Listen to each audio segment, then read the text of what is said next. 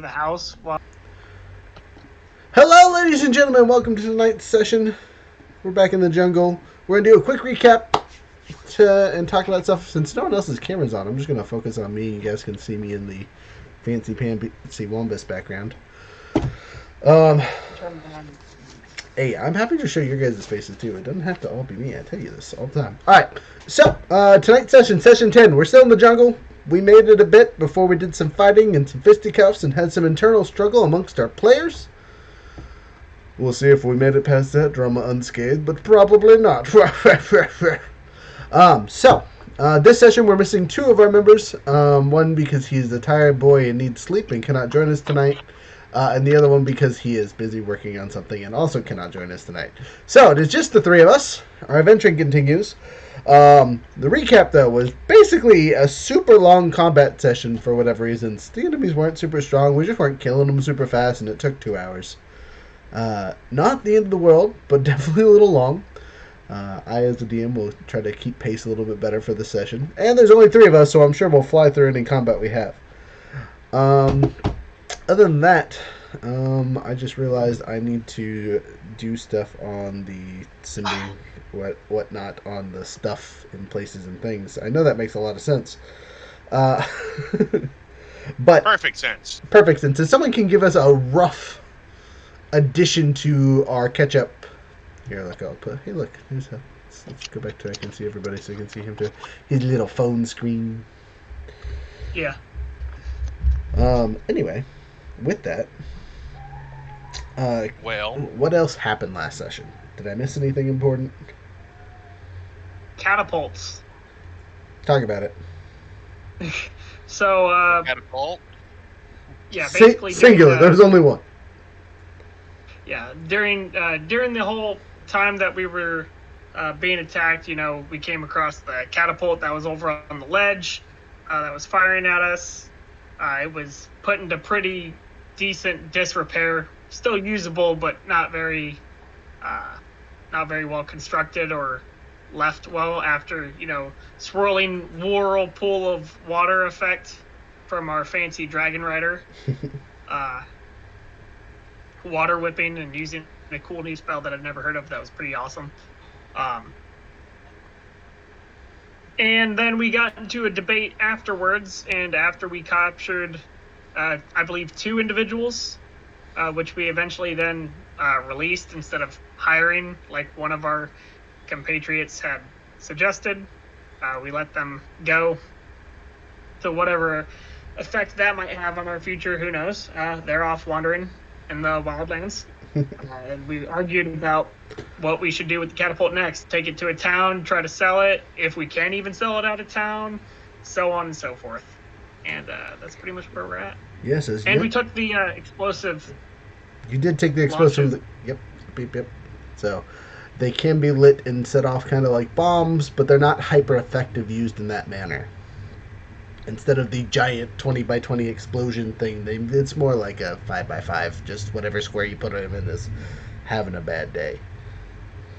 So really good for breaching walls and things like that. That's about it. Anything else? Frozen, you got something down there?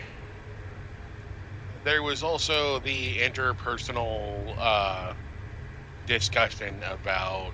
No war crimes, yes. Yes. We'll call it war crimes. Sure. I mean, the thing about war crimes is you gotta, sign the Geneva Convention and whatnot, and that ain't a thing here. Rules of engagement. That's what it is. It's rules of engagement. Yeah. I think rules of engagement is after probably... they surrender. But and they started shooting first. We have all agreed that we're not going to kill people when they are surrender, unless they are like big bads that deserve it, kind of thing.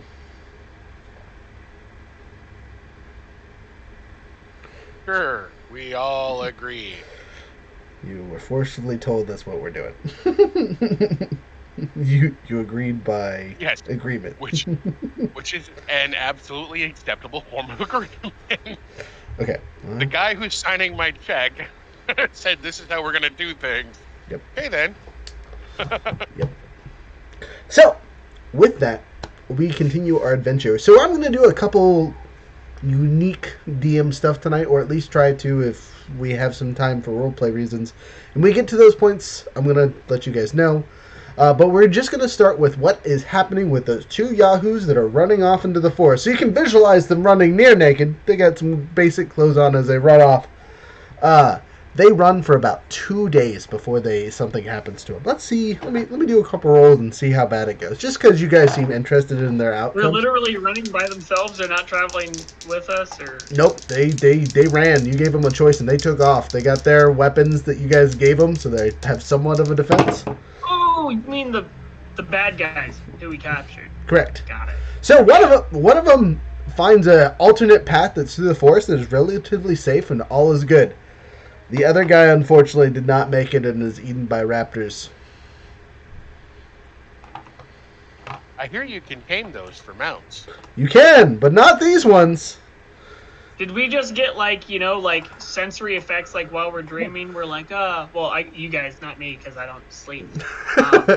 Just premonitions like, oh yes, I believe that those guys probably got eaten by a raptor. So I'm going to say for story effects, 100%. Profi psychically connected and was like, oh, there they are. That one's fine. That guy's dead. Oh, that was gruesome. And then I wake up screaming because raptors to the face. So does that mean Profi's the only one that didn't get a full night's sleep? I'm going to say it was probably a full night's sleep. I just woke up. Oh. It doesn't matter. We'll have a couple days worth of traveling anyway. I'll have a day's worth of exhaustion. At least that's the hope. Here comes our rolls for traveling. So if you guys remember, we've only made it a couple days out of town anyway. So, or about 40% of a week's journey, so a couple days. Anyway, let's roll that percentile, because we're 2 weeks from our destination, if I remember correctly, yes? Something like that, yeah. Okay, I'm going to pull up the map later, I'm not super worried about it. Hey-ya! Wow, we rolled real good. Alright, so we make it through the first week with no major issues.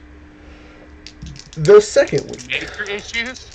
What about minor ones? Bumps, scrapes, bruises, path being blocked off, so we had to, move things out the way. Nothing that you adventurers can't handle easily. But you weren't, attacked by monsters or anything. Weather wasn't crazy. No good interactions either, though, so you just kind of... do you guys have horses and things at this point? No, right? We're all traveling on foot except for... Frozen's character, yeah. Well, and the Dragonborn, but about that, the Dragonborn and the big boy talked to us quite a bit, and we're pretty extensively annoyed that we weren't taking this giant catapult. And they decided between the Drake and the big boy robot of Doom that they could tow this thing into town. And they would be a day or two behind us. They didn't care how long it took, and we pretty much outpaced them the first day. So you guys will know that you're probably about a day or two ahead of these characters, unless they drop the catapult and then make up some serious speed. Because it's not like you guys are going at a leisurely pace. You're moving relatively quickly. You have objectives. We have to make it to this town before the tournament officially starts. Which, if the timing is right, you guys will make it there with 3 days to spare. If I remember. Hey, that means those guys will arrive a day prior. Correct. Which is why there wasn't a whole bunch of argument when they took off, because they're like, we can do it, we'll make it in time, blah, blah, blah. And we're, okay, do it, whatever. If you die, that's on you. I'm going to DM hint they're not going to die. The catapult might not make it, but they won't die. One of them. That's so nice of you. I take that back. One might die. And pink lightning shows up. Keeps pissing me off. Anyway, the next week's worth of travel. Okay, so we make it a considerable amount of the way. So we're about a day away from our destination before whatever occurs.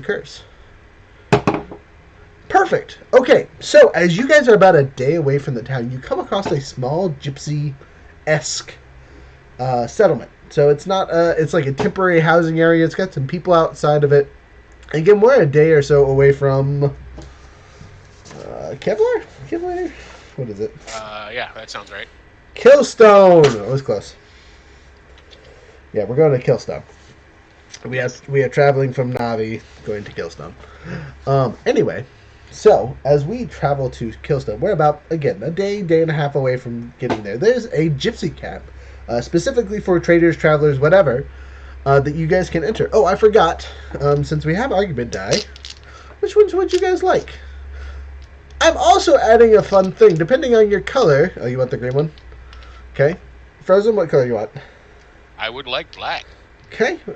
Depending on your color, I'm also going to give you a special thing this session, just for funsies, because there's only 3 of us. What do I want? We're picking the dark colors. I'll go blue. So, green die, sir. Yes. When you make your roll, if your roll is to argue a transactional, some kind of money thing, you get an extra roll. An extra roll, like a D20 roll? No, like an extra argument die roll. So you have Money roll. 2 chances to win on money rolls. Frozen, you pick the black die. If someone dies and you think it's some BS, roll your die, you get 2 of them. That's convenient. That's awesome. Yeah, I'm only going to do it when there's 3 of us because it makes up for the other people not being there. I picked the blue die. If I have some kind of supply issue, would be, except for I'm the DM, so it doesn't really do anything. It doesn't get a special effect because I can't argue against myself. I just make decisions. But if you guys make an argument as some kind of supply-based issue, I get 2 rolls as the DM. You can still win both times, but... So, what was that?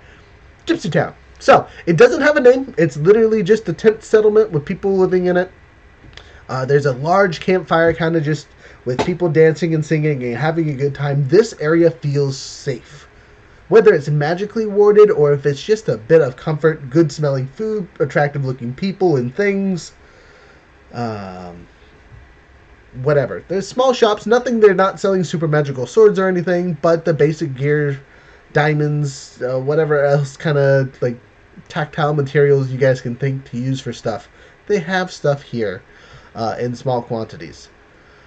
So, with that being said, you will all get to do one thing in this town before I do the special thingamabopper that I wanted to do for this session. Ooh. I have a glaive and a great axe that I would like to unload. Okay, so you're trying to sell them, I assume? Yes.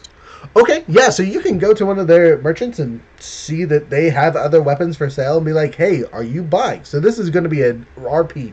So this is not like a normal shop. This is you are making an actual barter. I'm going to be a humanoid male. Make it really easy. Little schlub behind the counter, chillaxing, watching pretty girls dance by the fire. And you walk up with 2 big weapons. He looks up and says, hello, sir. How can I help? Well, and I'll turn and follow his gaze. I apologize for interrupting your view. It's okay. But, in my travels, I have managed to pick up a couple of extra weapons that I have no use for at this time. I was wondering if you'd be interested in taking them off my hands. He looks at the back and says, well, what are they, firstly? Obviously, you show him the glaive and the great axe. Yes. Okay, so I'm going to check stocks on both of those. So, great axe is a D12 and a glaive is a D10, yes? For damage die? Yes. Actually, I think you have it back the other way around.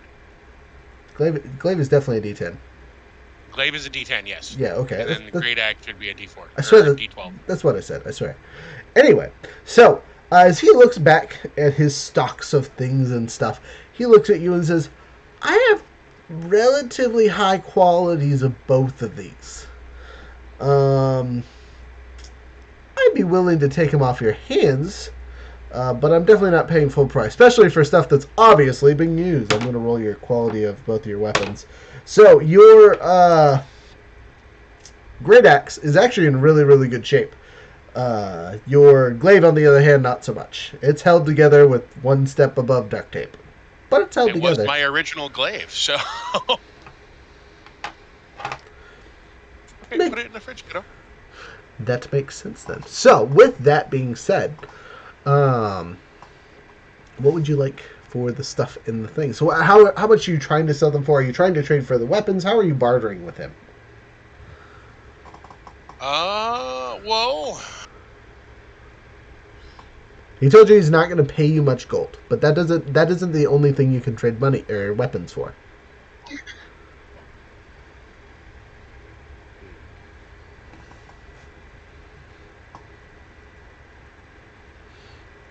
does he We have? also have other things that we took off of those, bad people.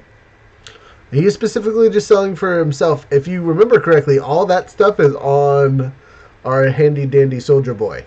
Yeah. So we don't have it with us. I thought I put it in the box. Did you put it inside your box? Then you have it. He's the one selling currently. So if you want to sell all that, you got to sell stuff too.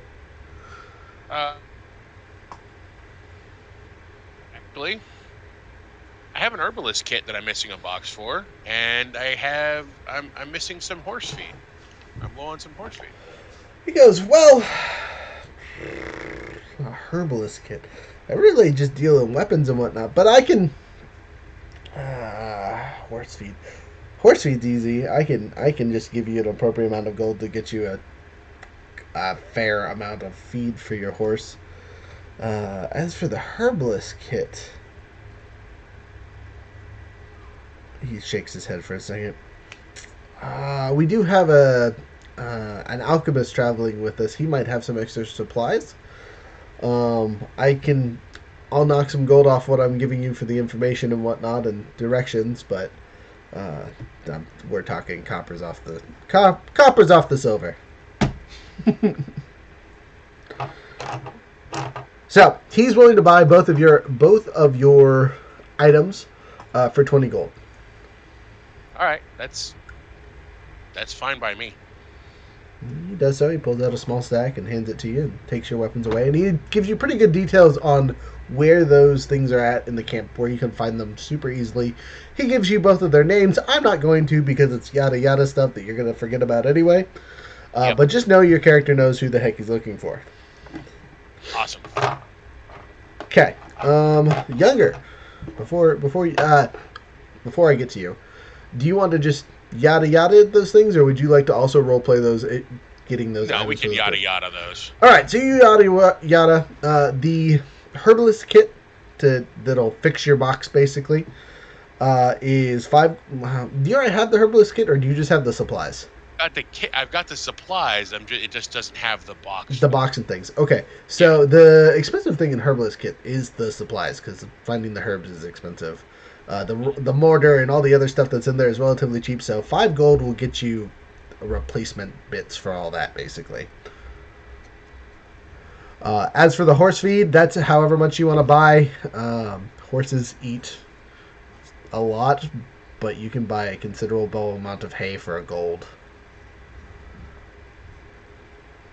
Yeah, I just like to keep like 4 or 5 days stocked up, and I looked at my sheet and realized we traveled for 2 weeks. So,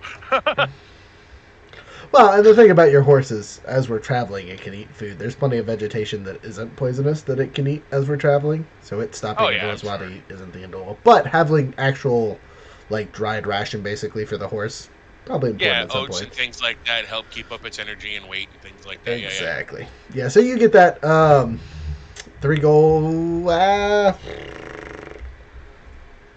15 silver, I think would be a fair price for probably what you're getting. All right. 2 silver a day sound about right for horse food. Yeah. Okay. Yeah, because you can feed a person for less than a gold, so. Anyway, you have a week's worth of horse food. Excellent. Okay, jumping over to the mummy man. No one seems to give 2 flying Fs what you guys look like in this little carnival town. They don't seem to be too crazy or wild. There's been no major reactions to the 3 of us whatsoever. So obviously seeing a half-orc isn't uncommon, and seeing whatever the heck the mummy man wrapped in clothing hasn't disturbed anybody. No one's looked him in the eyes. So Nobody's they're gonna asked me, "Oh, why are you wrapped in linens?" Yeah, they just letting that man pass. Like, just don't talk to him. It'll be fine. So jumping over to you, what are you doing in this gypsy town? Well, at first, I would ask, probably during our journey to our current companions, so what do you think we should do about this bird? Does anybody know how to use it as a rattle a messenger kit with a little pigeon inside? Well, so it's obviously a messenger bird. We could follow it and see where it goes, but that could take us on a quote unquote wild goose chase.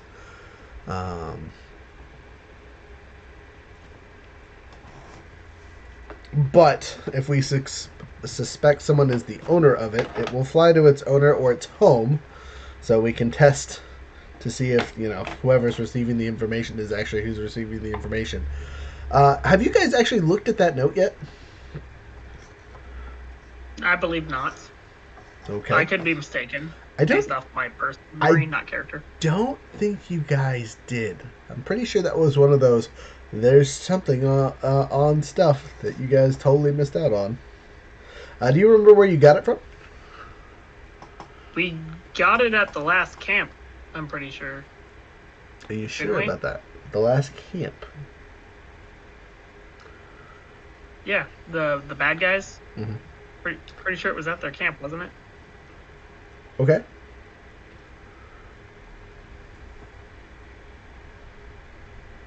Maybe we could sell it if we don't know how to use it and we're not going to follow it, but we should probably read the message first. Okay. The current message is blank. It hasn't been sent. There's nothing special about it. This is literally just a homing beacon at this point for you guys to figure out who the heck put an army's worth of men on the road. The only thing this should signify to you guys as characters is that they were sent there or are reporting to someone else. I probably on our travels then, I would probably mention that I have the ability to be able to send my familiar into the shadow of other creatures and follow them for a very far distance. However, I can't necessarily communicate when it's across the world. However, it can go places and then come back. If that would be useful. I mean, totally. That would be very much a double-way tracking system, so we don't necessarily have to follow it, but it still lead to wherever. That's an option. Not saying we'll take that option, just saying that. Yep, I agree. That's something that we can do. Okay, I'm for it. That sounds cool. Now, back to the Gypsy Town.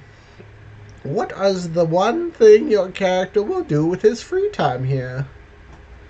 Oh, yes. Well, you said that they had lovely textiles. I just so happen to have not used my textiles yet, of linens for my body. Because long rests. But we do have a multitude of other items. And we just saw that these people are willing to take weapons, which we might not be able to get rid of in the town. It's a possibility, but I will say be careful how much you try to sell to this town. They don't have high amounts of supplies. As you saw or heard from the rolls, both the glaive and the great axes there was quite a few of them already. Yes. I'm kind of curious how much it might cost for, is this Gypsy Town kind of like, oh yeah, they have, Fable 2 carts that are homes? No. So, it's really more like tents and teepees and things like that. Much more campy than, circusy. Then I would likely search out, since, these are gypsy, they have some form of religion. I kind of inquire as to what gods or beings they might be worshiping locally. Okay, so you're going to do some information hunting, is what I'm hearing? Yes. Okay, so you're going to try and figure out this group of gypsies. So I'm going to need a couple checks from you, kind of to answer those questions. So I'm going to give you 3 checks worth of info gathering. So your first one was about what the religion is, right? Yes. Okay. Go ahead and roll a investigation check as you do so. It's not super Can high. I do a religion check? Oh yeah. You're trying. Yeah. Too easy. Okay. 13 plus 4 is 17. oh, it's bad. No, just kidding. So.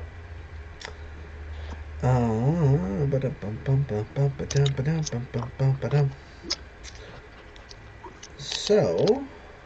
Sorry, I'm trying to find the appropriate person here. It's okay. My phone's falling over all the time.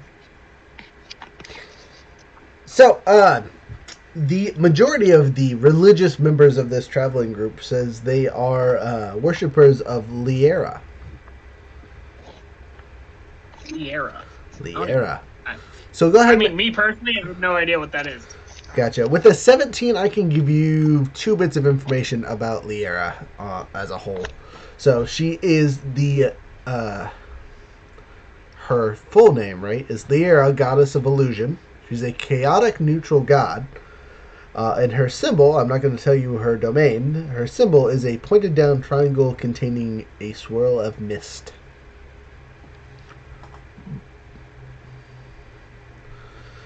The believers here say that the camp itself is protected by her presence, as there was a small mist that surrounded it as you walked in. Okay.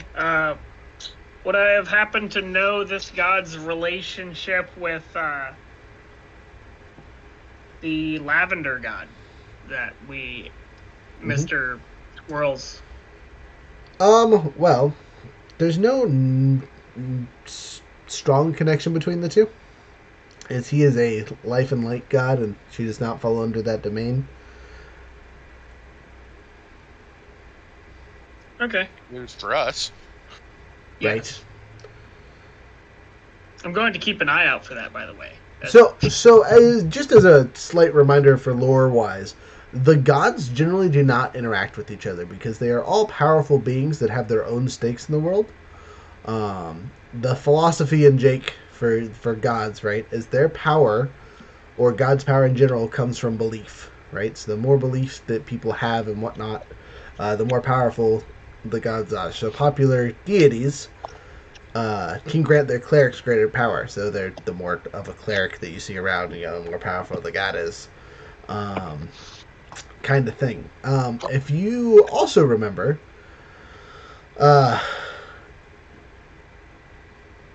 sorry, brain's over here, brain farting. The clerics and whatnot have been weak for generations. The belief in gods has seemed to have faded off for quite some time, but recently has started to peak again. The religious powers of the paladins have become less martial and definitely more faith-based. Those that pronounce their gods boldly are rewarded, and some have said they've heard the voices of gods yet again. Under imperial rule, there was plenty of gods that were allowed to speak, but there was some kind of cataclysmic event about 300 years ago that cut a good majority, if not all, the gods' presence from the planet. I shouldn't say all. There was definitely some left over, but it was minimal at best. So faith-based magic has only begun to reoccur in the last probably decade. I would say that would be beneficial, nevertheless. So, with that bit of lore knowledge that your characters would know because you've lived on this planet your entire lives, what's your next group information hunting about this place? What are you trying to find out next? You know what god they worship? Since these people are outside of the town by about a day, I would assume that they are generally not allowed in there. Okay, so you want to know what their status? You want to know what their status to Killstone is? Yes. Okay, go ahead. Make another investigation check. Well, this time it's actually my first investigation check. Last time was religion. Whatever. Yeah. Okay. I don't have good investigation. I do not believe that's you. Okay. A 3. Okay, that's better than a 1 at least. Total of 3? Yes. So Plus as you try to ask like the relationship between them and Killstone, you kind of get a. It's Killstone. We go there where we want. You know what I mean? Just it's whatever. We're out here because we want to be. Okay. At least that's the information you get. It's not much. Most people don't want to talk about Killstone for whatever reasons, or you just can't get their attention. Again, people are avoiding your gaze as much as possible. So, third chick. What else are you trying to figure out about this town? Or Me. settlement, whatever you want to call it. Pop-up city.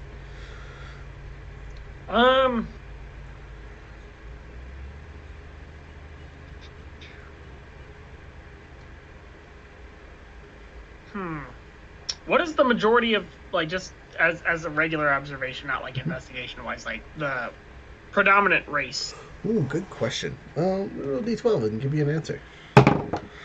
Okay. I have to find my D12. There. Actually, a good majority of them are. Oh man, now I gotta look it up and see the number because I don't remember which one that one is.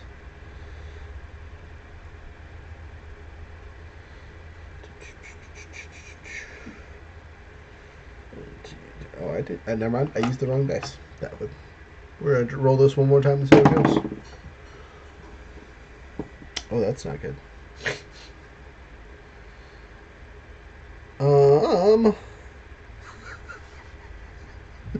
It rolled Minotaur. We're gonna go with it, yeah. So, as a majority, Minotaur are probably about. I'll roll dice for that. See how much of the population are big, giant bull people.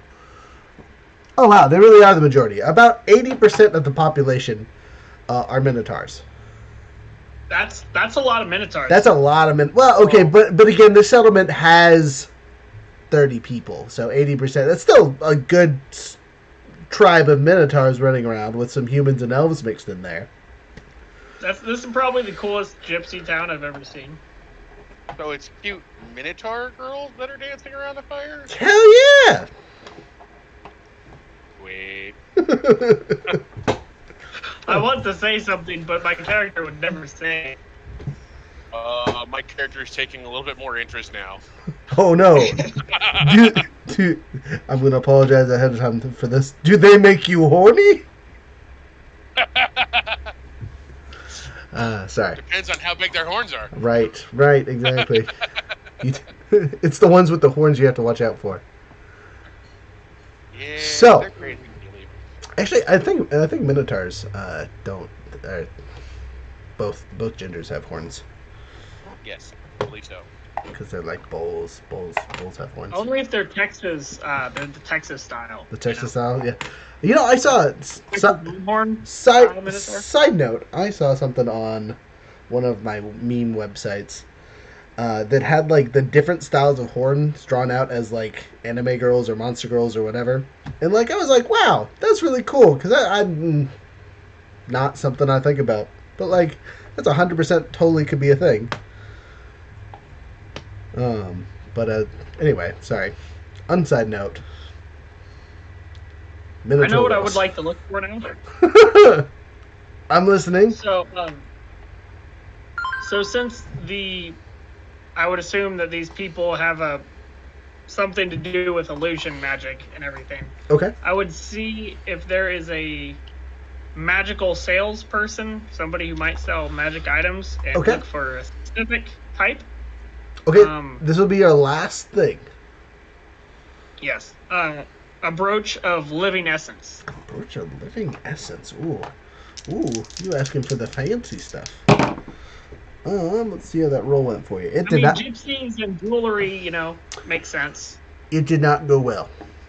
So as you look around for a magical shop, you keep getting like a feeling like there should be something, but your eyes can't focus on it for some reason.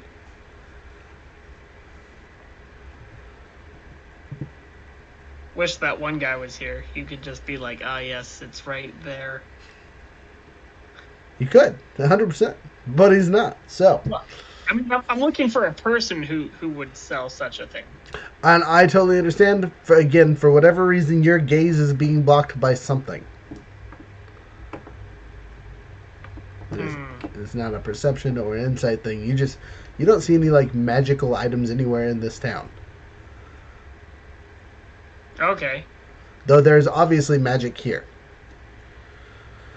So, with that being said, that's your turn. Over to Profi. What's Profi doing? How's Profi's doing tonight? I got my cool pokey sword. I got my daggers. I got a short bow. Do I have the monies?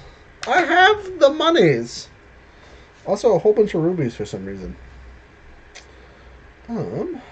So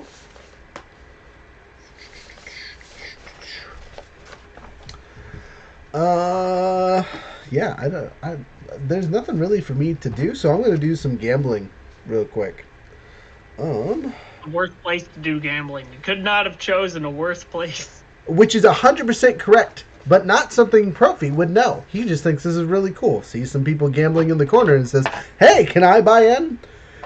They say they're only gambling in gyms, and I go, okay, whatever. So we're going to do some dice rolls on my end and see how much I lose my stuff. So we're doing counter rolls with enemies. I'm rolling D100s for both me and them. They all have their own set of dice. How we do? Oh, okay, all right. Well, okay, so Profi was not the one that lost his butt. Wow. You forget they're gypsies. They roll at advantage. I'll give them advantage. They're going to need it. That was not better for either of them. Advantage put them in the 70s, but that was their first roll. So Profi goes in and just straight up outrolls these people. His dice can't miss. Those of you that are carefully observing him, though, will notice that he is very ever so slightly nudging the dice as he needs them to go. That's rude. As these gypsies get madder and madder every time they lose, the small pile of gems in front of Profi gains pretty quick. And after a few minutes, the people at the table politely quit and walk away. There's only the person who is hosting the game, and he goes, all right. Last roll, you use these dice, and it's all or nothing. Oh. He's going to give you failure-loaded dice, and they're still going to win. Profi goes, why can't I use my own dice? I'm going to make an insight check for him to see if he understands what's going on here. Because, again, this isn't a tactic you've used before. But two very angry-looking minotaurs are standing next to him, so he might comply. Let's find out. My insight is 0. I rolled a 13. It's very obvious what is going on right now.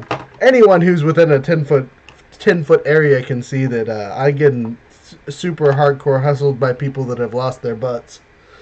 How do I take this, we say? Profi's smiling. He just looks excited. As the final dice come out, I'm gonna switch the cam. Nah, I'm not gonna switch the camera. You guys don't need to see this roll.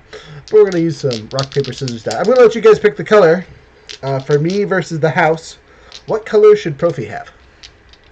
The choices are orange, red, or yellow. You're not gonna accidentally nudge them in the proper direction, anyways. Maybe. It depends on how bad I roll. So the thing with Profi's powers is if I fail is when I can activate them. You want red? Alright. Profi's red. The two people that are basically hosting this shenanigans will be the other two colors. And they tell you only one of them needs to beat me for me to lose. Right? Here we go. That's crazy. Who goes with those odds? The man surrounded by two very tall minotaurs. Well, we all tie. Goes around in a circle. So, one of them beats me, but I beat one of them. So, they say it's a tie, we move on. Do it again. Profi looks concerned. We all roll scissors. Not that it's actually scissors in the game, but we all tie again. So there's no winner, no loser. And maybe the final roll, we'll see. This is getting intense. No, that was perfect. With that roll, they destroy Profi. They give him a set of dice, he rolls it, and it just instantaneously flops to the losing number. Just wait. Like you get to re-roll it though. No, this isn't not a DM dice thing. That's just actual. You failed. I don't get to re-roll. I get to roll additional stuff. But this is a storyline. Don't worry about it. So, as Profi rolls the dice, it literally drops like a stone to the losing number. Just, right? And the others two seem to lightly float to the winning ones. And as they smile and laugh and, we'll take all that, and they scoop up all the gems and put them in a little bag and walk off. Profi walks over to you with a smile on his face. Hi, guys. How you doing? We just saw you lose. Oh, I lost. That was quite an interesting game. Yeah, it was. Profi then reaches into his pocket and pulls out a small bag. Yeah, I lost real bad. Real bad. Just shake my head. I say, I don't want a horn in my chest. I don't either, but by the time they go through and count those, they might be really upset that all the rocks that I bet were just regular rocks. Not my fault they didn't check the pile. The likelihood of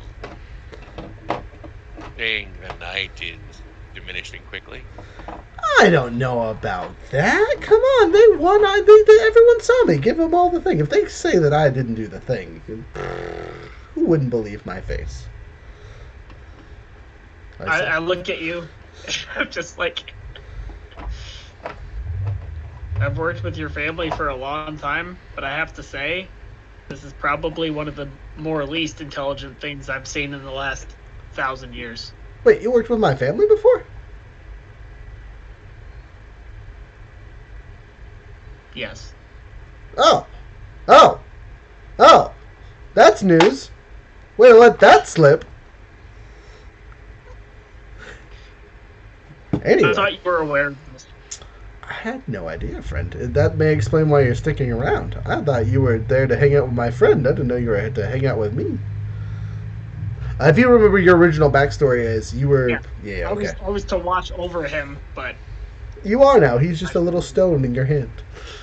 My family has been enslaved by your family, if you do not remember. It's not enslavement. It's a title of nobility that bounds you to our line. It's different. You're not slaves. You're nobles. Yes. A noble slave. Anyway, so... Sounding like a gilded cage to me. Yeah, everything... you guys should know this by now. Everything the Empire has done up to this point has been very... underhanded, to say the least. We did not have a lot of good emperors, and the ones that were good, improved the Empire. Everywhere else just made it better for them. So, hence crumbling Empire at the moment. Though you guys really haven't seen much of that because you're the Wildlands and everything over here. It's just like, we're just trying to survive and not get eaten. When you get to the actual cities and kingdoms, you'll kind of see more of the effects of imperial rule upon citizenry. Here in this place and the Wastelands are both places that are not free of imperial touch, but like way deregulated. Much more loose grasp. Yes, exactly. Yeah. So, with that being said, Perfect has a small thing. I'm going to see what I even got from it. So we're going to roll a d12 to see how many fancy gems I got that weren't already mine. I gained 6 gems. So let's roll a d6. See how many of them are of what type. So I have 4 of one type and 2 of the other. And what kind of gems did I steal, you say? Let's roll d12s. Type number 1, type number 2. A number 7 and a 9. Alright, give me a second. The 7th month of the year is what?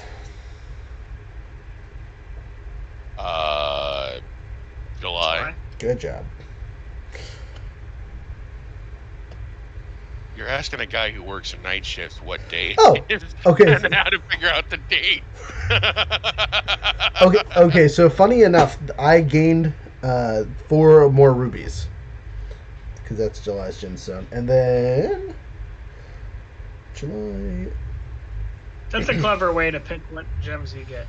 It's really easy for the most part. I mean, every once in a while I change it up because like some months are really lame, and who uses those gemstones? September. Depends on the quality of that gemstone. That's true. Well, Yeah, so listen, I'm not over here. in general, right? There's a ranking to how much gems are worth and things, just to make life easy. And a sapphire. Ooh, I made money. Ooh, which is funny because technically the sapphires and rubies are the same kind of rock. They're just different colors, but whatever. They are technically the same. Not here. What's They're way funny is- different. All right, so I What's funny is when you get the really like beautiful like ocean green sapphire, and everybody's like, "That's an emerald." No, that's a sapphire. Yeah, rocks are fun. I could talk about rocks for a long time, but I'm not going to because I would like to whoever watches this in the future not to pass out. So with that, we move on to if Twitch has been talking, I have not been paying attention. I apologize. Yeah, okay. I think it's still just you, Frozen. We're good. So I made a small profit, a good bit of money. Now, mind you, I didn't take all the gems that were in the pile. I just got a small handful. Little something for me. Not to include the gems that I had bet.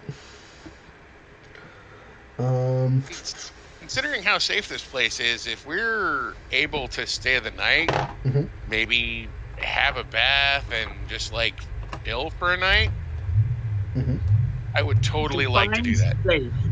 So you are safe from outside elements. So basically, anything that would be dangerous from the outside probably is not getting into the camp. Basically, you cannot have ill intentions towards the camp to be able to enter it.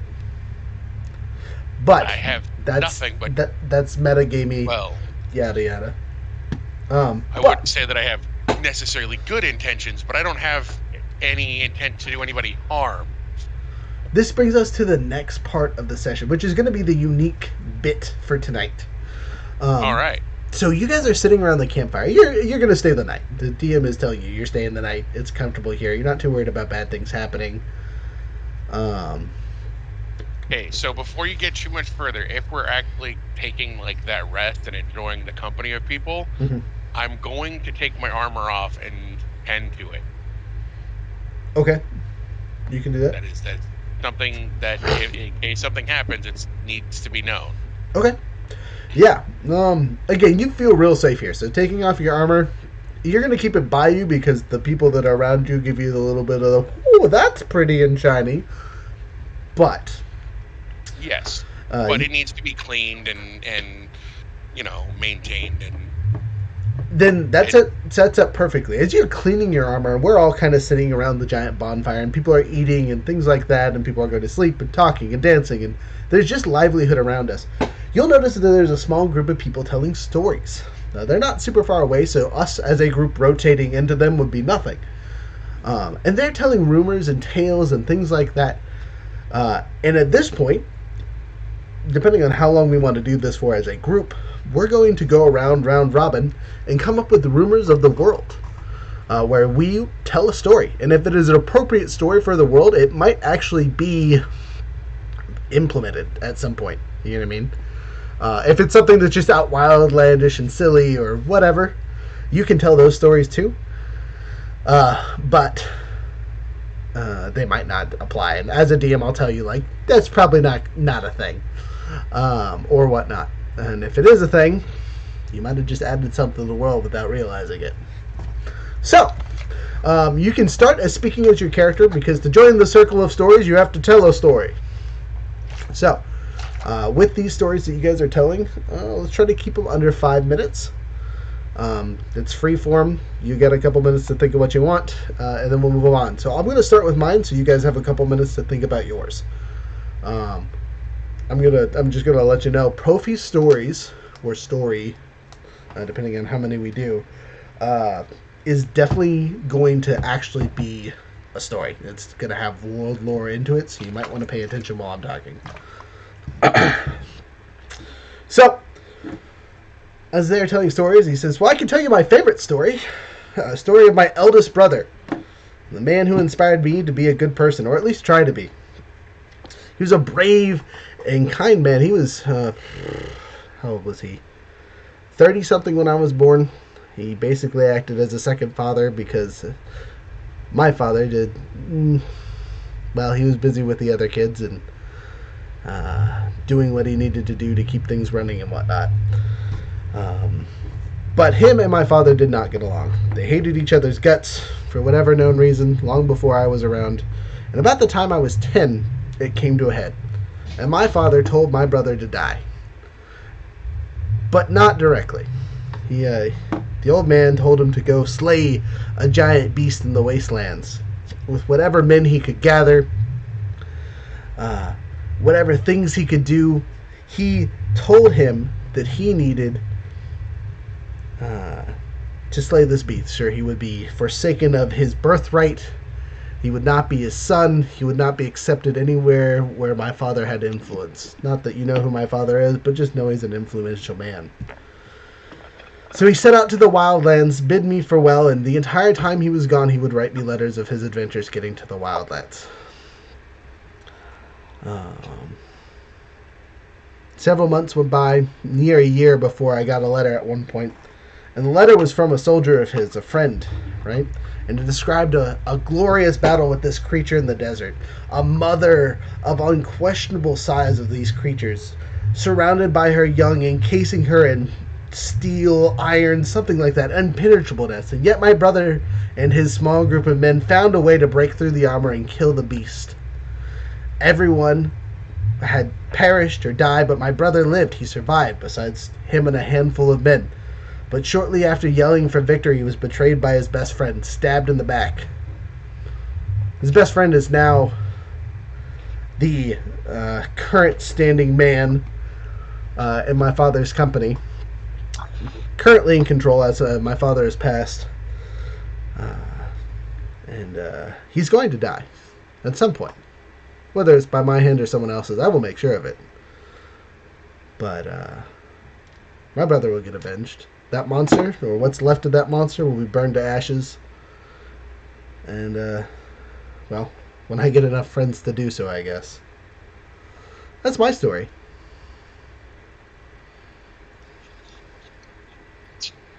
Okay. I can go with the story, but Roger, as a player, I will need a slight bit of reminder as to what Podgy's character's name was. Which one? The one in my first campaign. Oh, the one that my character's actually related to. Aram. Arm, yeah. But what was the Aram's last name? Oh, God. I don't think he had a last name. I think he just went by Arm. Yeah. Did he? No, he had a last name because he had the whole noble family. Yeah, it was a color. It was a Silver? Silver, yeah. He was silver. Okay. That's what I thought.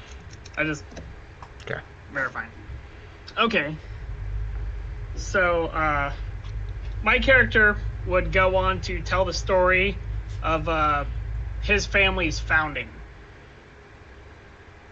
and so, as a Duskbringer, and so, over 1,000 years ago, long ago, before the Empire had formed, there was a group of cataclysmic proportion adventurers. Would law even be known today? So Probably not. They haven't affected the world in like 250 years. After they did the whole backstory stuff. After they did the whole collecting all the cordon stones and activating them, they pretty much just decided to live their lives out, along with the group that they helped collect the stuff with. Yeah. So after that point, they kind of just faded off. So for the past 200 plus years, they haven't been a known quantity. But Okay. that doesn't mean you can't tell stories because you're 500 years old. 1,000. You're 1,000 years old? Okay.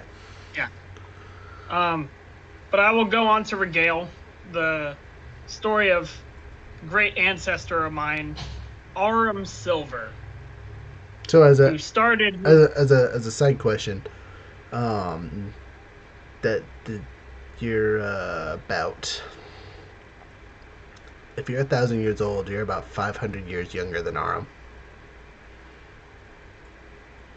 It would have went into the family registry though.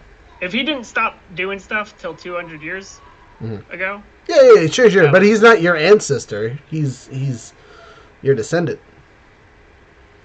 No, I'm a descendant. He is my ancestor. That's what I'm saying. If you're his ancestor, you can only be about 500 years old, and that's at the most. Also, Aurum probably didn't have a lot of direct ancestors, if you remember. Yeah, I know. That was Okay. why my character.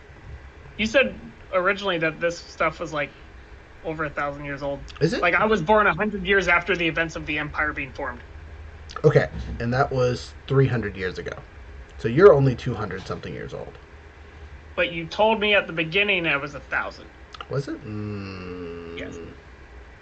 Well, that would be You said they have that would be weird brains. that would be a me mistake then. Because again, I think Law was 500 years ago.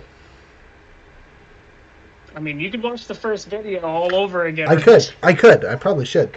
I was gonna say I wanna say that like when I was watching the first video, there's something said about this timeline being like 700 to 1,000 years after the last campaign or something. I know. So it's definitely 300 years at the last campaign. Well, oh man, is it? Oh man, I have to go back and look. Anyway, we're gonna ignore the timeline, and you're gonna say the correct amount of time because you can be innocent. That's fine. We'll figure it out later. Okay. Silver, and I will regale the tale of how his lover, which is pretty. That's one. Which is basically. Can I get back in like 5 minutes? Not 5 minutes. 5 minutes. Yeah. Go ahead. We'll take a break. Sorry. That'll give us time to argue about the timelines more. Frozen, I jump to you if you got a fun story. Again, it doesn't have to be quote unquote world related, but it can be.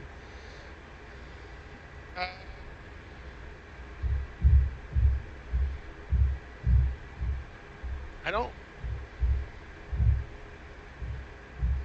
don't know if my character had. Okay, he's got fond memories, but I personally, as a player, don't know enough of the lore of some places to tie it into. Well, that's the thing. Anything in particular. You can make up whatever. Again, it doesn't necessarily have to tie in. You can pick a spot on the map if you know where the map is, or just make up a town name and go from there.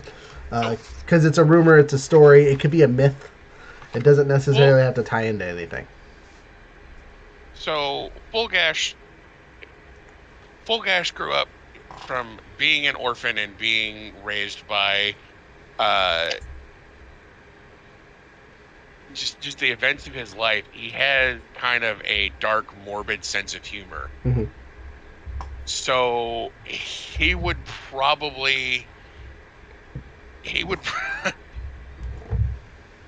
tell a tale of a past battle and an event or series of events that he found incredibly humorous because of the situation.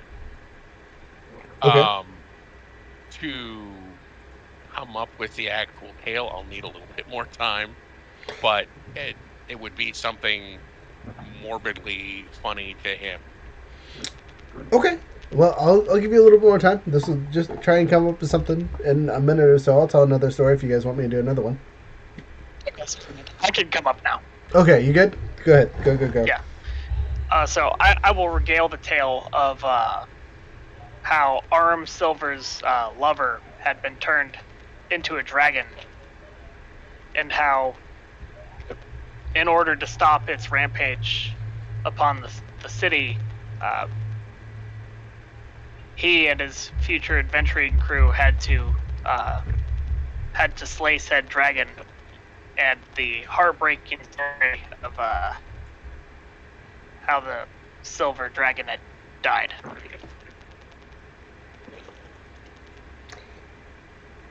Okay.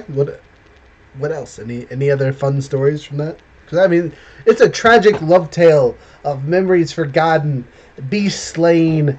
The Arm's whole story was about finding his lover because his lover disappeared. Right? It turned into a dragon, and he had to be found. And when we found the dragon, we found him in his hometown. I shouldn't say wait. I'm gonna expand on your tale a little bit because we have time. The dragon was found as a statue cemented in actual cement in his hometown, in his family's home, the arena, which he fought. And he found out that he had killed him shortly after he transformed. He didn't escape. He didn't run away. Arm had to kill the person he loved because he was going to destroy everything because of something that Arm did to mess up. Magic gone bad. Something of those sorts. So he cleaned up his mess, and in doing so went slightly mad and had amnesia, took off on a journey to find his lost lover, and his family thought he had gone to die. He came back years later with a venturing party that was a tad bit much. And as a grand wizard, that sounds bad. But he rebuilt his hometown of lineage, which still stands to this day. Anything else you can add on, but the story is important. Yeah, and then I'll go on to the story of how the empire was formed, and my family's name had my family had been taken into its service, and his name was forced to change from Silver unto Duskbringer in service to the king. Yes.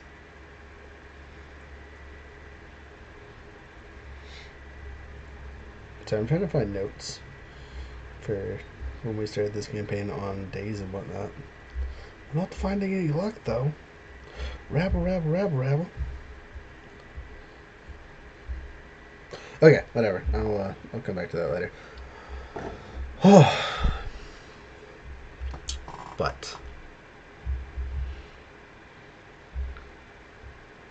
yeah, I want to say it's It's just easier to watch it later, Roger. I know. But it matters now, me. I mean, I wrote it on my character sheet, so... Okay, so if it was 1,000 years ago where law was established, what happened in the last 300 years, though? Why was the last 300 years important? Because the... I think you said that was the last campaign. Well, except for because there's been several campaigns after law. Yeah, but once it happened after law occurred, 100 years at most after law. It was still the age of adventurers. Where the Rough Riders and the Mythical Justice and all the other folk heroes. I think that was 300 years ago. Well, except for the Empire. Okay, then the Empire's not that old. Because... Yes, which would mean you can't be 1,000 years old because your family hasn't been around that long. Or maybe it has, but it's only been in imperial servitude for the last 300 years or something silly. But yeah, I don't know. I'll have to go back and look. Someone in the comments, look that up and tell us. I don't know when that information would be. Probably in the session 0 when I'm talking about what the heck the campaign's going to be. But that's neither here nor there. So, Frozen, do you have any? Have you come up with a gory story to regale us with? And it doesn't have to be perfect in details. Again, your character's talking and being charismatic and basic ideas, stuff that we can pull from it for later use. For example, younger story tells us about the town of Lineage. It's still being around. There's a dragon remains / statue there, and he is physically connected via bloodline to that town. So, I'll need a couple points of clarification. How long have I been in the wildland? I'd say a year. Most people only spend at most, unless they live there, like 5 years in the wildlands at most, and then they go somewhere else because the resources that they're trying to get they acquire, or it's not fun living here. I mean, so if you're not on contract and getting paid, you would go somewhere else. So at most a year. Well, and that's why I was double checking, because if I remember correctly, I joined with my mercenary company still as a young boy, in or around Dom. Yep, that sounds right. So, this tale comes from early in my career as a mercenary. My detachment was sent out to. We were hired to help with some territorial disputes going on between some barons of whatever. All I remember is that the money was good, the fighting was easy, and we were well supplied.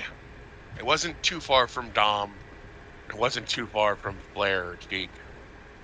So supplies were easy. There was plenty of food and grog and women. And one morning, we were, after a particularly rousing night of revelry, we were ambushed by enemy forces. And we were nearly routed because there were no orders coming from our commander, and nobody had seen the commander.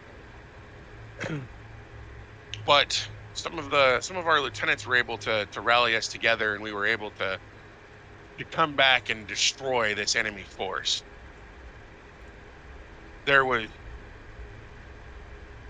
more than a lot of blood on the battlefield that day. But we went looking for the commander, and we found him in his tent. He had been enjoying the company of a young lady, and had unfortunately caught a stray arrow. And I remember one of the lieutenants saying, "Well, at least he died happy." Poor girl. There's a slight rousing of the group, and someone taps someone on the back. That sounds just like your dad. And they go back Just to like giggling. your dad? Oh man. I would like to do a history check to see if I could know something about another story. Sure, go ahead. What are the chances that I would know the involvement of the Minotaur people with the Empire? Were they, enslaved or forced, berserkers, so on and so forth, where they originated? So, Minotaurs, along with a lot of the other monstrous races, came from the Wall. And maybe that was the event that happened 300 years ago, as the Wall was finally conquered. But they had kind of trickled off the Wall from high mountain plains and things like that, and they had their own nations and people, and, their numbers when they arrived, onesies, twosies, at most 10 to 20 people. So being subjugated by the Empire was the right choice for a lot of races, because without their support, they died. Or they just had to fend in a world with no friends, family, whatnot. There's few exceptions, like a lizard folks village down to the south of one of the city-states, and a couple other places that are monster-esque towns. But again, the majority of towns on Jake are human, dwarf, or elven, with sprinklings of other races mixed in there. You know, I mean, we're talking most towns are 70% one of those races, or a combination of the three. A mixed town has all three of those races, and then other stuff. Just for lore bits there. You know, there's enough creatures to being whatever race is relatively possible. Yeah. Even if it's a crazy homebrew. But there are certain places that have specific stuff. But Minotaurs themselves, I'll give you. You can either do this talkie about what the Minotaurs did, or I can do it. Your choice. What do you want? Can I come up with a cool story? Yes, as long as it's not ridiculous and I don't have to be like that. No, stop it. But go ahead. Who was the number one enemy of the Empire? Of Rexus Tullius. Like a singular person or like a nation state? Like a group of people, nation state.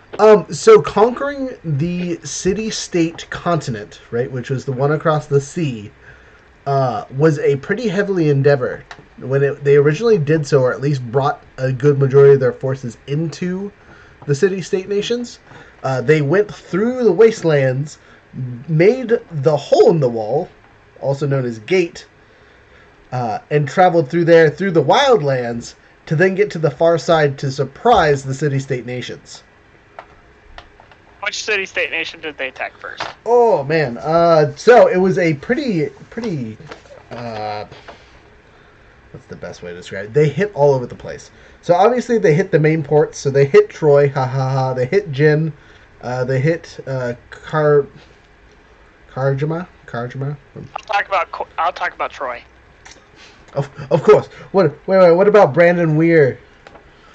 No. You want to talk about Brandon Weir? Okay, so the attack on Troy. So it will actually be. Which actually, I will. By the way, our handy dandy Mithril Justice was there for that. Oh, so did Troy win? No, they did not. Okay. Well, I will go on to tell a story about 300 years ago, when the wall was breached, and the Minotaur people had first fell upon the land and were met by individuals of the Empire, and were convinced to fall under their banners, that they were turned due to their brawn and strength. The likes of a Minotaur had never been seen on a battlefield before. Profi goes, that's a lie. Minotaurs have been around for a really long time. Yeah, but I mean, like, in a army standpoint. Oh, you mean like a whole unit worth of Minotaur? Oh, that's what you're talking about. Sorry. Continue. So, and go on how to describe after they had went through the gate, through the wildlands, from the wastelands, and across the ocean, and they had landed at the beaches of Troy, and how the men of Troy, the elves, the dwarves, they had no chance against the overwhelming odds. They had never seen such ferocity, such berserk nature, such straight, not horsepower, Minotaur power.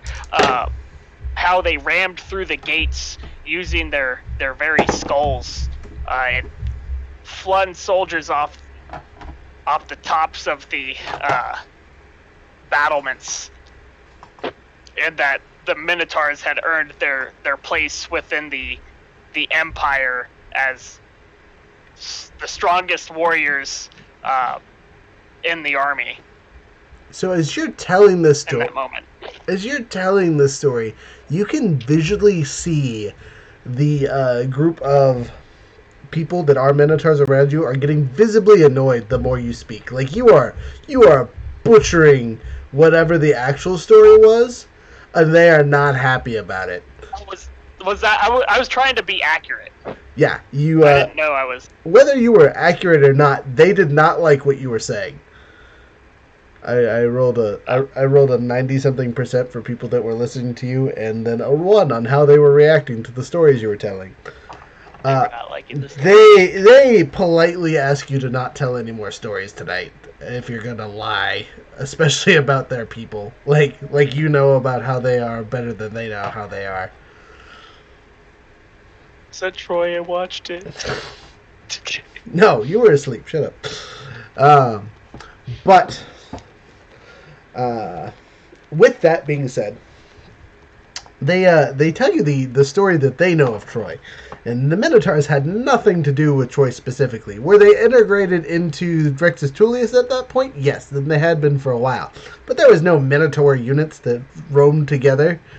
Which one was accurate?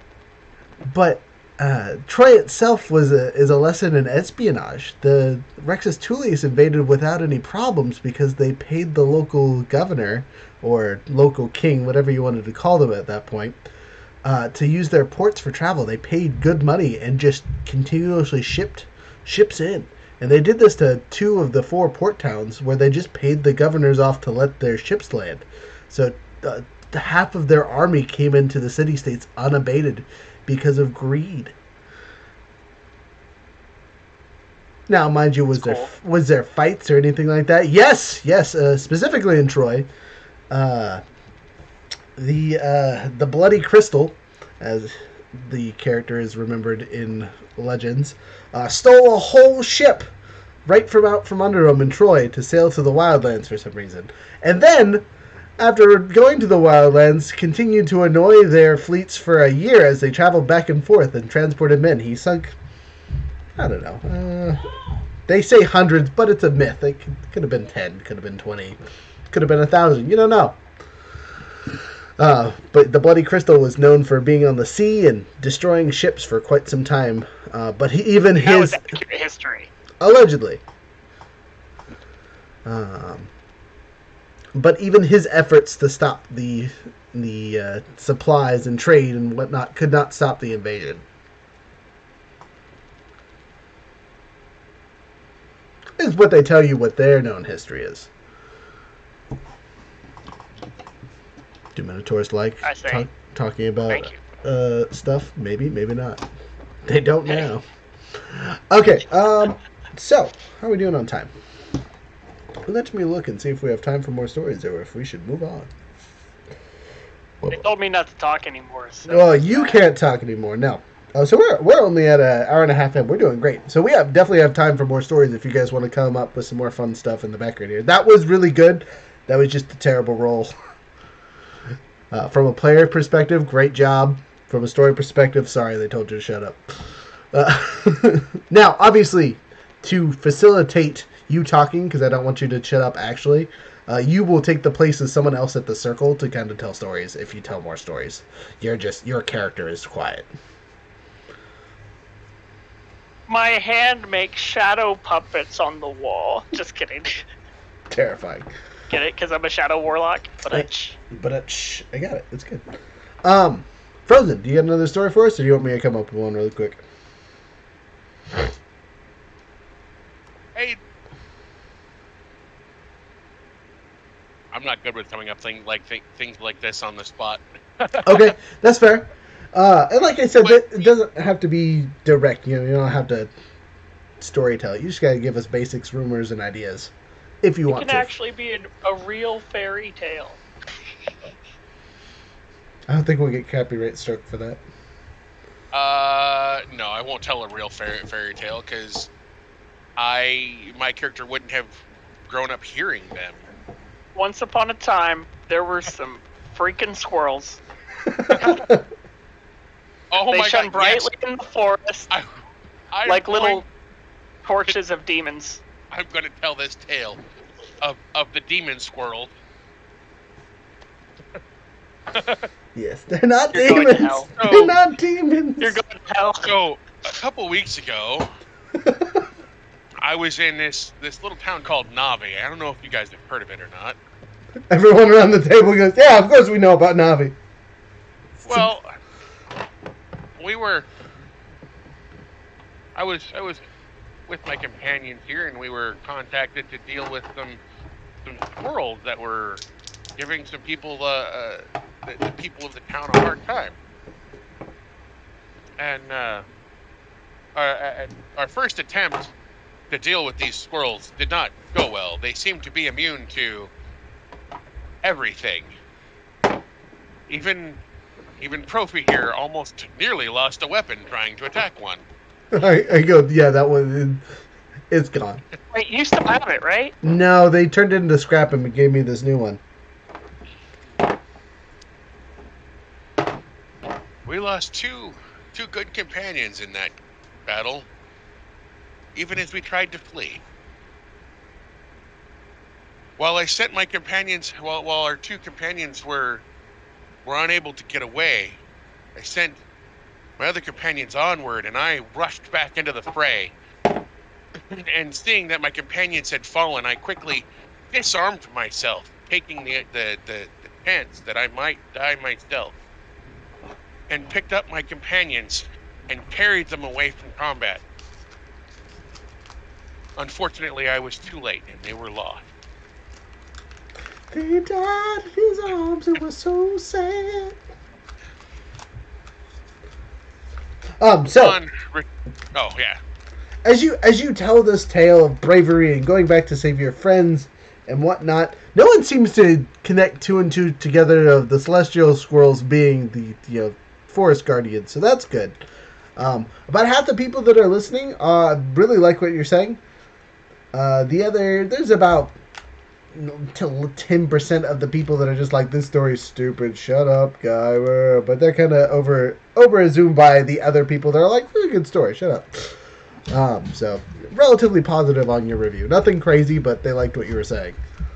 We also never told them the end point. We just said how we ran away. We didn't tell how we came back and then actually won. Hi, monster. Unless you tell them that. 1 second, I have a baby to deal with. No, how dare you be a father? I do have the rock, by the way, Frozen. That has the symbol of the lavender god. If you need special emphasis. However, I'd really appreciate it if our party didn't go to hell. That'd be cool. Well, you know. My character already has problems. Being with the already dead part. Sorry about that. Okay. You know, any more stories that I have to tell would be a recountment of a battle or some sort of fight or morbidly amusing anecdote from. I don't have any right off the top of my head, but Gotcha. I watched these zombie pigs maul these poor bandits in the middle of the forest. It was horrible. Just don't tell them who did it. The zombie pigs. You tell the crowd about the zombie pigs? But not Yes. that we're involved, just about the zombies. No, not that we're involved. No. Oh, We saw these zombie pigs like a week back that were attacking some bandits in the forest. It was horrifying. It was terrifying. The bandits crawled out of the pigs, and then the pigs came up to life and started attacking them. So this There story. were bombs and explosions, and there was zombie meat Catapult and came out of the people forest, So most of the and then a people. dragon swooped down out of the sky and started eating the poor man who was surrendering. It was terrifying. As you recount this tale, the group of yahoos that are around seem to kind of lost interest about halfway through. Some of them are like, good story, I like. Then again, you got your, quite a few more this time are like, this is unrealistic. That would never happen. Why? Why are they zombies all of a sudden? How did they come up out of nowhere? Is asking the real questions, which unfortunately none of you want to answer. Maybe he's had too much to drink. Okay. Is it my turn? Yeah, definitely your turn. All right.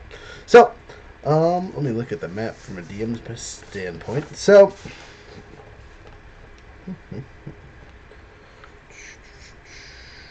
now, just from a player perspective, do you want me to give you a gossipy, rumory thing, or do you want a lore dump? Gossipy rumor. Gossipy rumor. So, Profi says, this one time back at my hometown, I heard a story of a gigantic wolf that roams the coast of the Empire. It's said that a storm always follows him, and that he's, what they say, as tall as a building, made of lightning, just a ferocious monster that if you encounter and can't answer his questions, you die. If you do answer his questions, he gives you some kind of gift. Remnants of a time gone or something like that. But the gift generally is some kind of magical item. And it seems to, every story I've heard, it's always been random. But there's always a riddle or two that is attached to it. Every time I've heard the story, the riddles are different. And the places are different. So I think it might be a true story. Riddle, riddle, riddle. You want me to recite one of the riddles, said Profi? Yes. Okay. He thinks for a minute.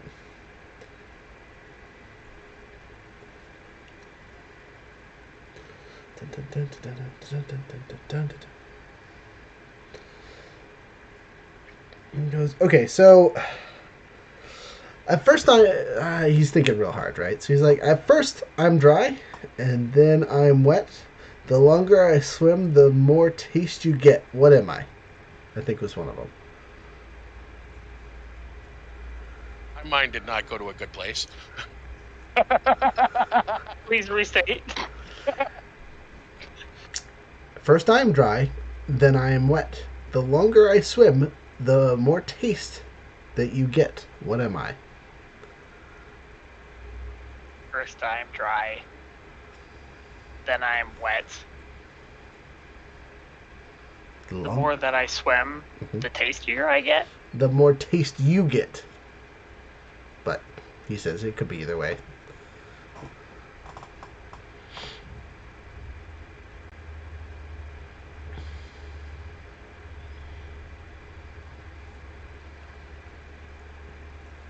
The mouth. A mouth. Bone. A bone. No, a soup bone. A soup bone. Okay. The answer is a tea bag. First I'm dry, then I'm wet. I get. Dang. I drank tea today. I feel ashamed. Hold on a second now. Mm-hmm.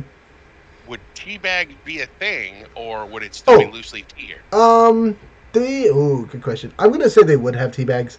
I mean, tea bags have been around for a long time. That's like the second thing you invent after paper is tea bags. As a society. Alcohol. No.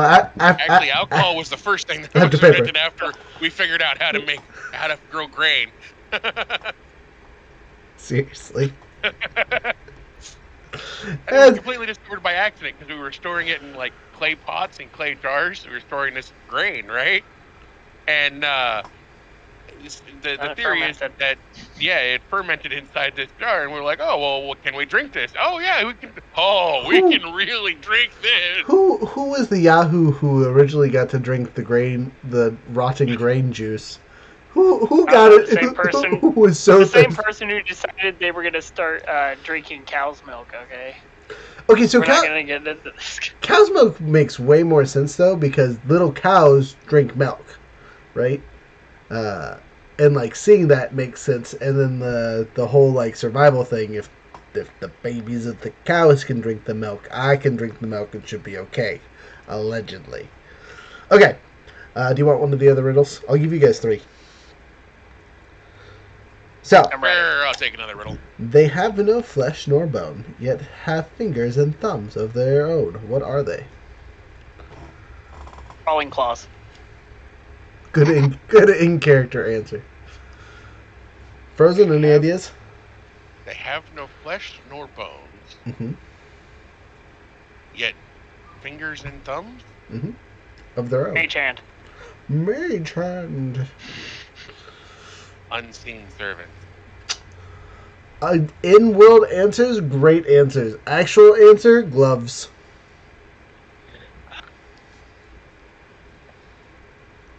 I would say the walking giant would probably accept that as an answer, maybe, because both of you guys made sense, I guess. All right. Oh, he says this last one was an easy one that I was able to solve when I was a kid. What goes up when the rain comes down? Umbrella. Rain comes down? Ooh. What comes up when the rain comes down? A hood. Okay. He also said umbrella. Okay. A cloud. It's an umbrella, actually. So you 100% got that right the first time. A hood would also, I think, be a good answer as well. Clouds have to come up before it rains. Okay. The only reason I thought umbrella is because I don't know, like, the technical... I think umbrellas are still... I'd say they I have know...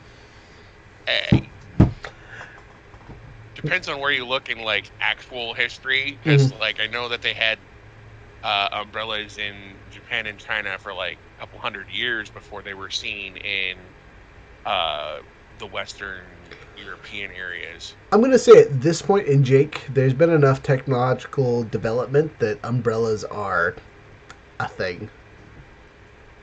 Some stupid goblins went and had an industrial revolution. Right, yeah, exactly. The goblins and the gnomes over here making weird stuff that is very popular amongst the high-class ladies. They use it to block the sun. They call them parasols, but they're umbrellas. Ooh. Okay, I got a couple more. As Profi thinks back to other stories, he goes, I kind of remember a couple others. What can you hold in your right hand but not your left?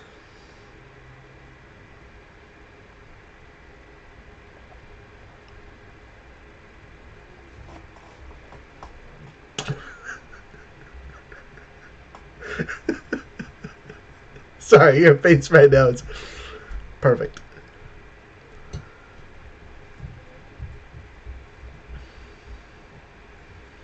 My right palm. Younger, you cut off there. My left hand. You are correct. It is your left hand.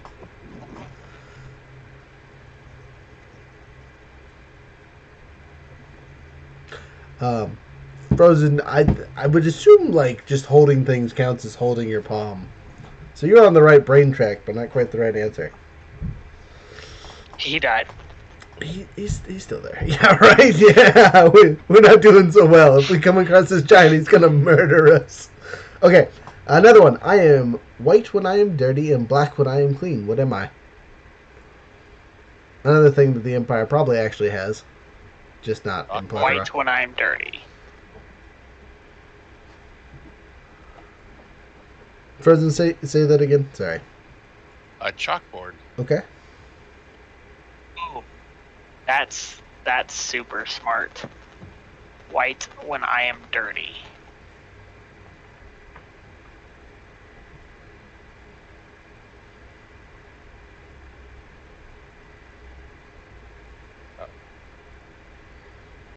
Chalkboard is a really good answer. You can agree with him. It won't hurt you. I 100% agree with that. So the correct answer is blackboard, but I would accept chalkboard. Because they're the same thing. I forgot that they're supposed to be called blackboards. So Chalkboard's correct. Chalkboards are small. Blackboards are the ones that are mounted on walls. Chalkboards were the ones that you were supposed to be able to write with. Chalkboards were green and blackboards were black. I mean, See, it's that whole regional thing, maybe? I don't know. Yeah, it's I like- thought they were all chalkboards. It's 100% like Snowmobile and Snow Machine. Like, it's the same shit, except people are going to flip their shit depending on where you are. It's a snow-go. All right, last one. What? Actually, we'll do one more after this one. What has a neck but no head, 2 arms but no hands? I have Sure. the first answer, but not the second one. A neck, but no head.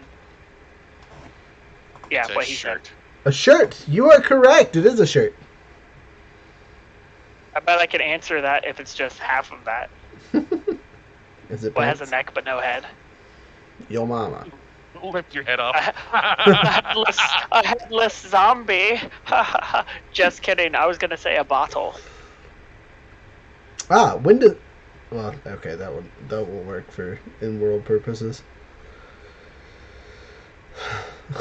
Okay, It will work. here's a fun one. How can you leave a room with 2 legs and return with 6? You go get a chair. Okay. Okay.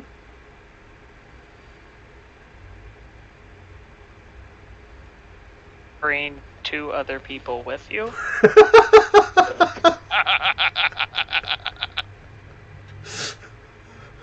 Yeah, that works, I guess. But also, Frozen was right. You bring a chair. You could also just cut off legs.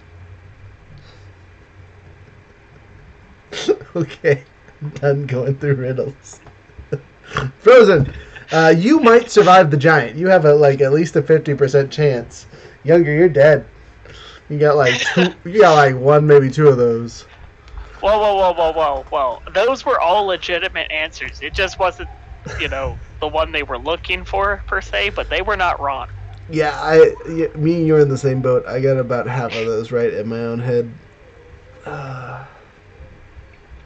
So, with that, the stories are told, the riddles are told, and people's tried and solved them, and so on and so forth. Let's see how much people like that. So, percentile dice, where are you? Boom. Alright, so 26% of the Yahoos. We're slightly amused, but nothing crazy. 63% of the Yahoos hated it because they kept getting riddles wrong. They're just mad. And the rest of the Yahoos also, so the majority of people were like, this is some bull. My answers were right. Well, that giant is dumb. Why would those be the right answers?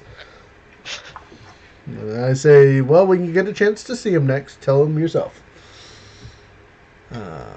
How do you know it's a him? I don't. I just assumed the giant walking down the coast, breathing lightning and killing people was a man. But you're right. It could totally be a female giant going down the coast, bringing a storm, killing people for stupid riddles. That sounds way more like a girl to me. You only Says do it once Profi. a month? I don't know, but I might add it to the story now. So, that's that. I think we can spend enough time storytelling for a bit.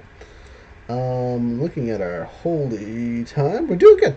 We're about not quite at the halfway mark. So, you guys have a restful night. Nothing crazy happens. No stabbings in the back. Your equipment isn't stolen. Everything is just calm for the first time in nearly 2 weeks. You guys wake up the next morning and finish your travels, or do you?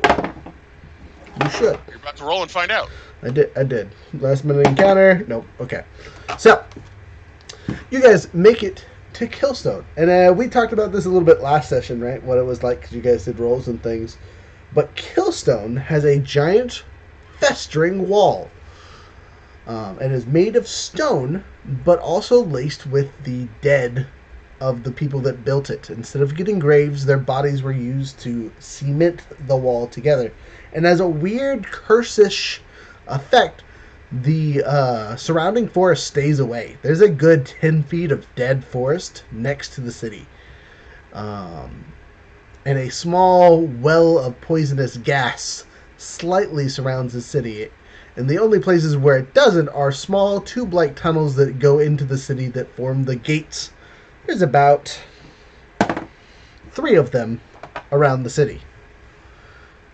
On the inside of the city itself is a bit bigger than Navi. It's built by dwarves, so it's also built into the ground a little bit more, so there's no crazy dome thing over the top. It is a straight, classic looking walled city besides the poisonous fog cloud stuff that surrounds the outside. It is also purple. Dun dun dun. Some Purple necrotic poison energy skin. you got there. Yes, necrotic. Definitely. Well, it's not angelic. Nope. That is not celestial. That is, you are 100% correct on that. So, as you guys enter the city, there's no passports or anything like that. They're just a small garrison of guards that kind of check through people's things and make sure they're not bringing in illegal stuff. There seems to be quite a bit more than what you would usually assume. Like, yeah, everyone is super well searched for some reason. Like entering the Imperial City level of searching. So as you guys enter in with your stuff, they go through your magic items and basically strip search you. How do you guys feel about that? See them strip search people before us Yes, there. and get in trouble. No, you don't see anyone get in trouble. Again, everyone seems to be complying. Like, this is just how it is. You do see someone be like, "Hey, be careful with that. It's breakable. I'm trying to sell that." That's about it. But, like, do any of them pull out, like, these guys have spare weapons or something to that effect? Ooh, I'll roll percentile to see if there's any weapons that get pulled out during the draw. So, as you are looking around, there doesn't seem to be any adventure types like you guys. There seems to be merchants and regular yahoos. There's more guards than there are people entering the city, which isn't a big surprise here in the Wildlands. People entering and leaving the city is actually relatively rare. So you're looking at less than 22 people at the gate that you're at, including yourself. Several of the gypsies and minotaurs from the camp that you guys came from this morning followed you into town. Empire-run city. What'd I say? You didn't? Oh, okay. I think he was just asking for clarification. Yes, Killstone. I mean, all cities are Empire-run cities. Specifically, is this founded as an Imperial city? No, it's not. But there definitely seems to be way more guards, and it feels way more Imperial than you have experienced in other towns so far. You are quiet again. Go and gesture to Profi, saying, you might want to, wave your little, I'm an important person. You don't have to go through my shit. I have that ability? He looks around. I can do that? Yes, and you should probably carry this box full of prohibited items. Okay. Unless you can't lie. I mean, I don't see why I wouldn't. You know, I just realized I did not fill out my background stuff on here for some reason. I know what it is, because I filled out all the other stuff, but I didn't fill out any of the subrace silliness. I know everything, but still. So, as we come up, I'm going to use my background talent, which is position of privilege, because I'm a noble. And as they search me, I pull out my imperial seal and say, "Don't touch me." And they look relatively shocked to see it. They look it over, and an official comes over and goes, "Wow, it looks like the real deal. I've only seen 2 of these in my entire career. Your Highness, can I get you something?" And I say, "You can be quiet. No one needs to know I'm here besides the people that are around here, and I would expect them to keep it shh as well." They politely do so, allegedly. DM rolls to see if they actually do so. Okay! That's that. They kind of give us the wave through. Good idea, Younger.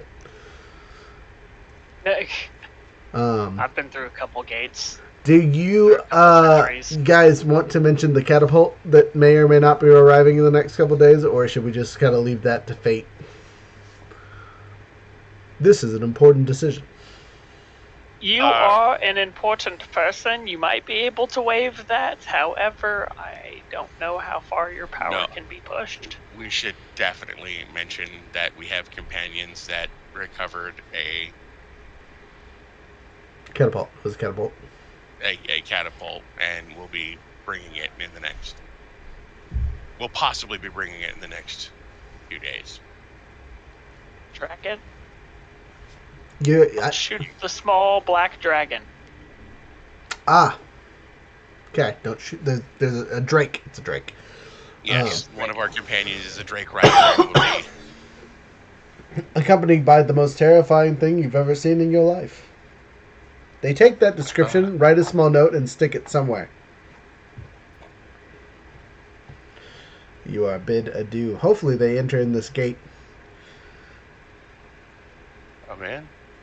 I'm kind of hoping to get a strip search from that cute female guard. Help me, Rhonda. Help me, Rhonda. No female guards. There are no female guards. There's definitely female guards. Are they cute? Say, that's a different story.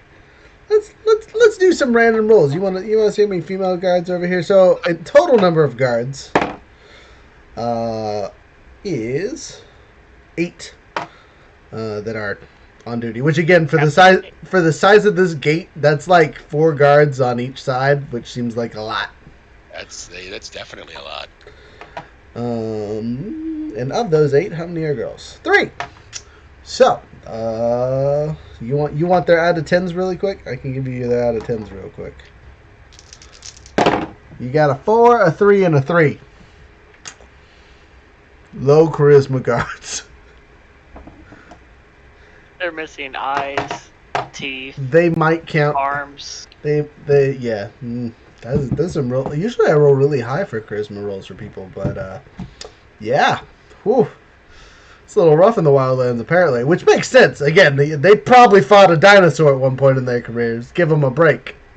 I'm sure they have great personalities. Leave them alone. So, as you guys go through the gates unabated, welcome to Killstone. If you guys will remember Killstone, again, Dwarven City, lots of stone. The big important thing is the wall itself, as it is an oval-shaped city. It looks like a stone if you were to look at it from above. Not that the dwarves had much of that chance because they go under the ground, but whatever. It was originally called stone until the wall was built, and then, the kill was added because of the poisonous cloud that has surrounded it for quite some time. This is an old city, pre-imperial. But the Empire has improved. It's touched everything. You can see traces of imperial wealth everywhere. Which, unfortunately, for the most part, is just rot, distraught, and sadness. Maybe 50 to 100 years ago, this place was thriving and doing well, but very much like Navi, the Empire has been lacking in their duties of keeping things in order. Though, as you get closer to the center of town, where the more wealthy and influential live, stuff looks better. I mean, the outside skirts and the slums and things like that, they look how you think they'd look. But the internal city looks considerably better. There's more guards around, but that is something you notice. There is a lot of guards patrolling the city, and some of them look really, really tired. With you guys' passive insight, for the most part, which is just like 10, I think, for all of us, we can tell that these people are just ragged. I don't know if you guys can hear my background, but it got very loud here. Excuse me. I believe Piper just got home. So, with that being said, you yahoos are in a large city. What would you like to do? My suggestion, as here, let me throw on my DM hat. My suggestion is you find a place to stay. You will probably be in this town for a session or 2.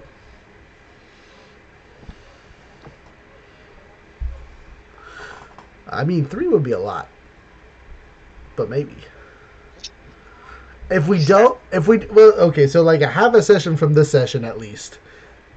Maybe all of next session and then some of the session after that. So like it equals out to about 2. So we'll be in here for 3 sessions of streaming and then, 2 of actual time. Also, I can't hear you. We need to decide when we talk to your sister. We don't know where my sister is. We know she's the one hosting. Yes. I mean, I'm sure it wouldn't be difficult to find the most important person in the city. So do you guys remember? Look for the large building. Do you guys remember which sister it is? I don't think it actually said which sister. I think you just said, "Hey, this woman." She said, promise your protection if you win.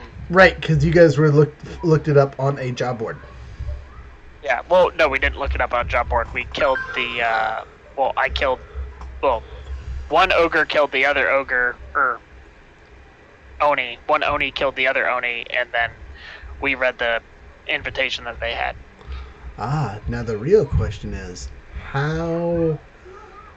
I guess that had to be a real encounter because you have your hands, huh? My Oni hands, yeah. Okay, so that definitely happened then, never mind.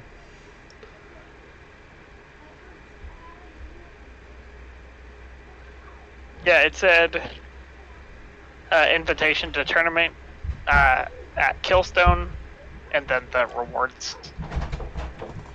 Didn't mention who it was there. This is why I have a background Didn't on. mention who was hosting it, just that it's one of your sisters. Okay, so that's probably important information for me as the Imperial son to figure out because there are some siblings I do like. So depending on who this is, I could be like, yay, or, oh no! I feel like if you were like, oh, we didn't know who it was, so you couldn't have determined that. Correct. So we need to find out where the tournament is inside the city. Mm-hmm. That's the other thing. So find out who your sister is, which one. Find out where the tournament is. Find a place to stay. Maybe do some small time tournament stuff, you know, rather than large ones like team battles or something. So 3 on whatever. 1-on-1. 1-on-1, baby. All right. So as a side note question for you as the note taker, do you want to, since this is something you guys should probably know, so you have a list of stuff, do you guys want the number of males versus females versus how many siblings I actually have, so you guys can kind of make a kill list? You guys want to go through that? Is that all right? Or should we do that offline? What do you think? Based on the number of the plurals that I keep hearing, I would say that might be something where we spend a little bit of time off stream to do. That's fair. But kind of hand wave it during the session for now. So basic number. I have 23 living siblings, including myself. So I guess I have 22 living siblings and me. So there's 23 surviving children. I am the youngest. I think there was a total of 20. Oh, I rolled this. I think there was a total of 20. I thought you said you had 7 sisters. Yes, that sounds right. 7 of them are sisters. The rest of them are boys. So 16 males. Yep. Of those, how many of them do you like and like you in turn? That's a good question. So let's Sisters, because we don't care about the brothers right now, because we know this is a woman. Wait, you're trying to see what are the chances of the sisters? I appreciate. All right, so I like 3 of my sisters. How many of them like you in turn? 2 of them. That's important to know. That is 2 of the sisters, specifically of the 3 that I like. 2 of them also like me. Of the total of 7 that like me, I should roll a d6 because I get to subtract 2 from the total.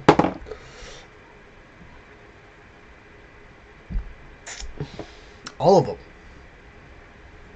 That's not creepy at all. Well, think about it. I was you? Yeah, think about it though. I was the baby. Yes, but based on what my experience with your family so far, having them like you isn't necessarily a good thing. That's true. Because they might like you for their own reasons, Correct. And that may not be healthy. Also correct. So, oh, Younger's trying to talk, but his mic's messed up again. Did you just get a new mic? Like, this one's totally busted. Yes. So try talking into the camera, because I think you might be using the camera audio on accident. No, it's just apparently my thing's not good enough. All right, eat it, delete it, move on. Your background noises are bad, so don't worry about it. Yeah, my background noise is bad. No, it's not. I think. It's good. I haven't heard it at all.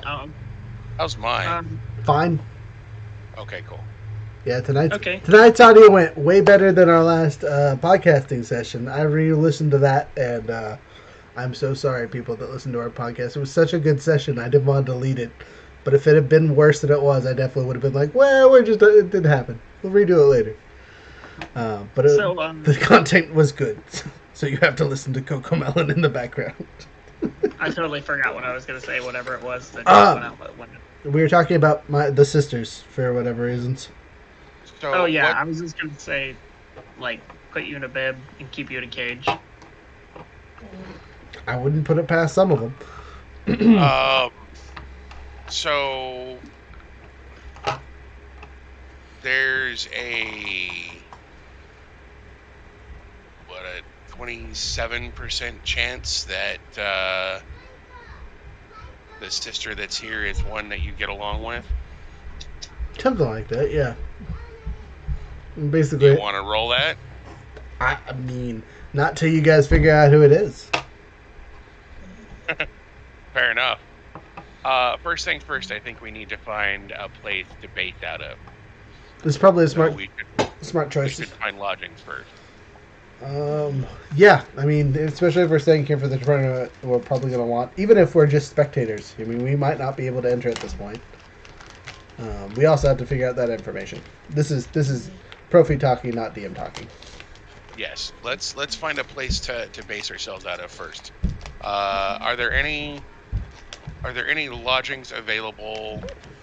I would say comfortable, but not necessarily extravagant, near to the arena. Roll an investigation check. We should have hired these damn minotaurs to help us. Should have, did not.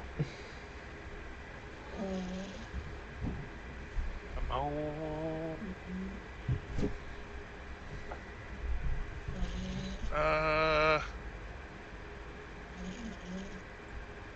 12? 12! Not a terrible roll. You are able to find one hotel that meets the kind of requirements that you're looking for. So it's not super far from the arena, and it is not super, super expensive, and it is not in super terrible condition. The the lodgings place is called Lecter's Leeds. Lecter's Leeds. Whoa, okay.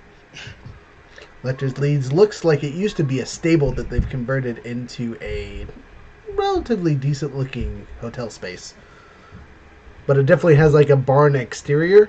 But on the inside, as you guys go in, you'll see that the rooms that held whatever creatures were in here before have been converted into decent looking rooms. There's no hay on the floor. Everything looks clean. All that fun stuff. But it definitely looks like the inside of a barn. Except for there's rooms and things. Price. This is dirt floor? No, the floor has been redone to something that is easy to sweep. Some kind of wood. Is it good wood? Nah, but it's finished and ain't gonna hurt your feet when you walk on it. Anyway, you're looking at. Let me roll the quality of this place. It's the best of medium quality. So you're paying out the nose, but it's probably gonna be worth it. You're looking at Sorry, I'm trying to think here. 5 silver a day per person. 5 silver a day per person. We need 3 days minimum. That's when the tournament starts. So yes. So 5 times 3 times 3. Yes. So 45 silver. Or no, so 4.5 gold. We have a party fund for that. You do. I suggest that we tip an extra 5 gold and let our location not be told to anyone else as we slip the extra 5 silver into the front desk boy's pocket. I agree. A little something for your silence, says Profi. So we'll go down, what, 10.5 gold? 10.5 gold. You said 10 gold or 10 silver? 5 silver. So 5 gold total. Okay. We're giving the desk boy 5 extra silver, and then we're 50 using silver total. Yeah. And the extra 5 is going to the Yahoo.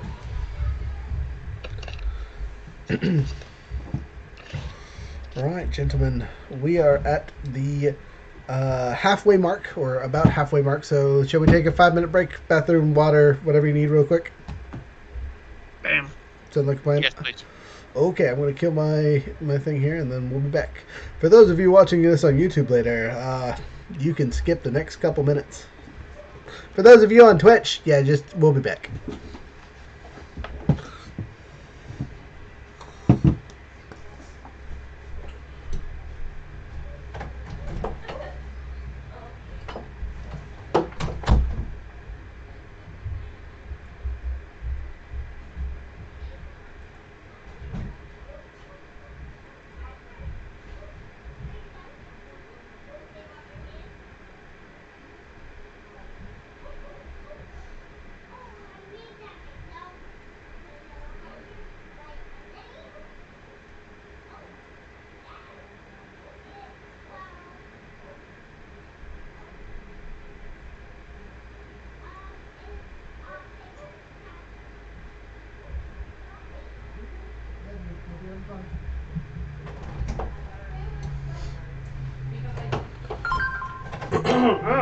Phone's going off.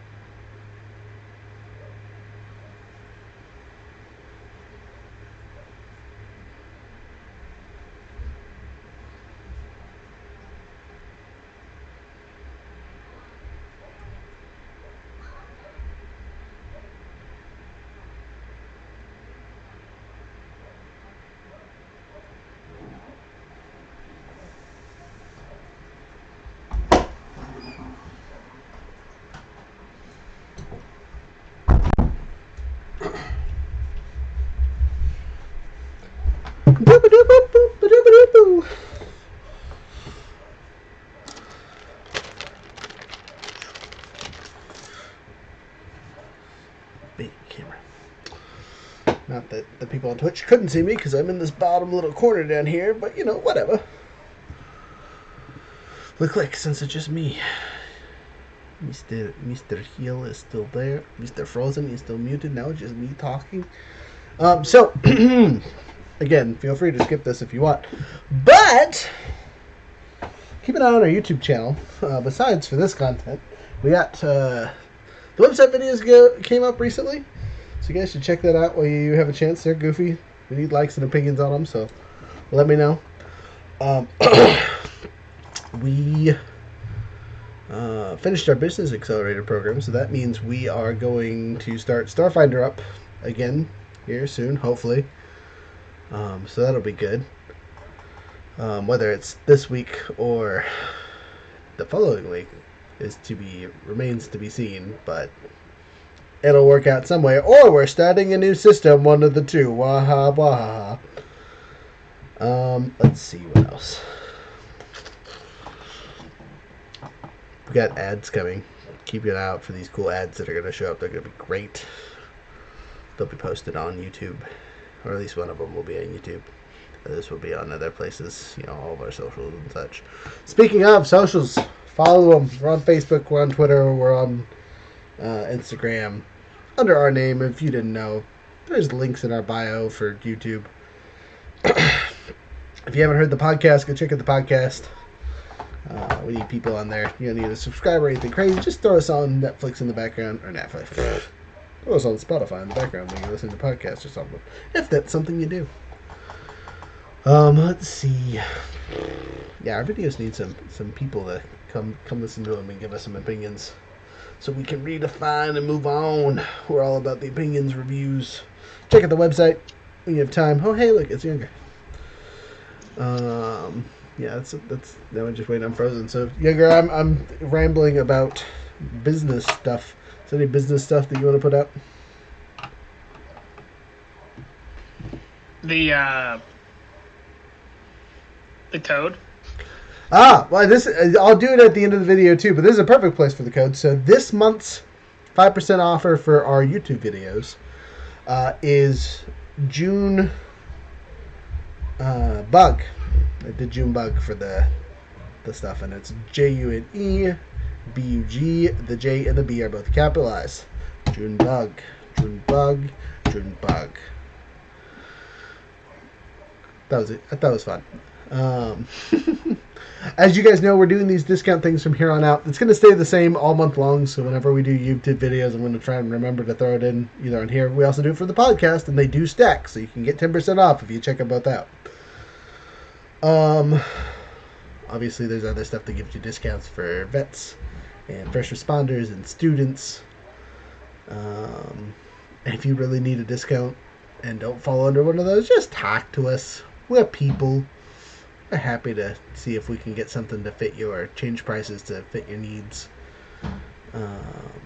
Because, relax the peoples. But no price changes ever, yeah. Look, as long as we're paying our DMs to do their job, we don't care. Company will make money eventually, but we pay our people first. So, with that being said, I think we're good to go. Frozen, you're back. You're back.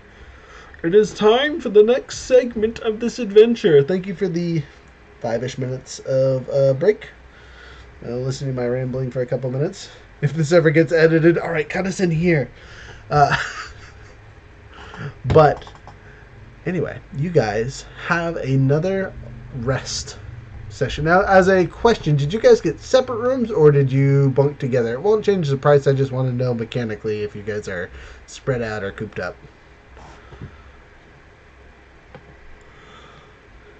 I had originally assumed we would get separate rooms, but I don't know how everybody else feels about that.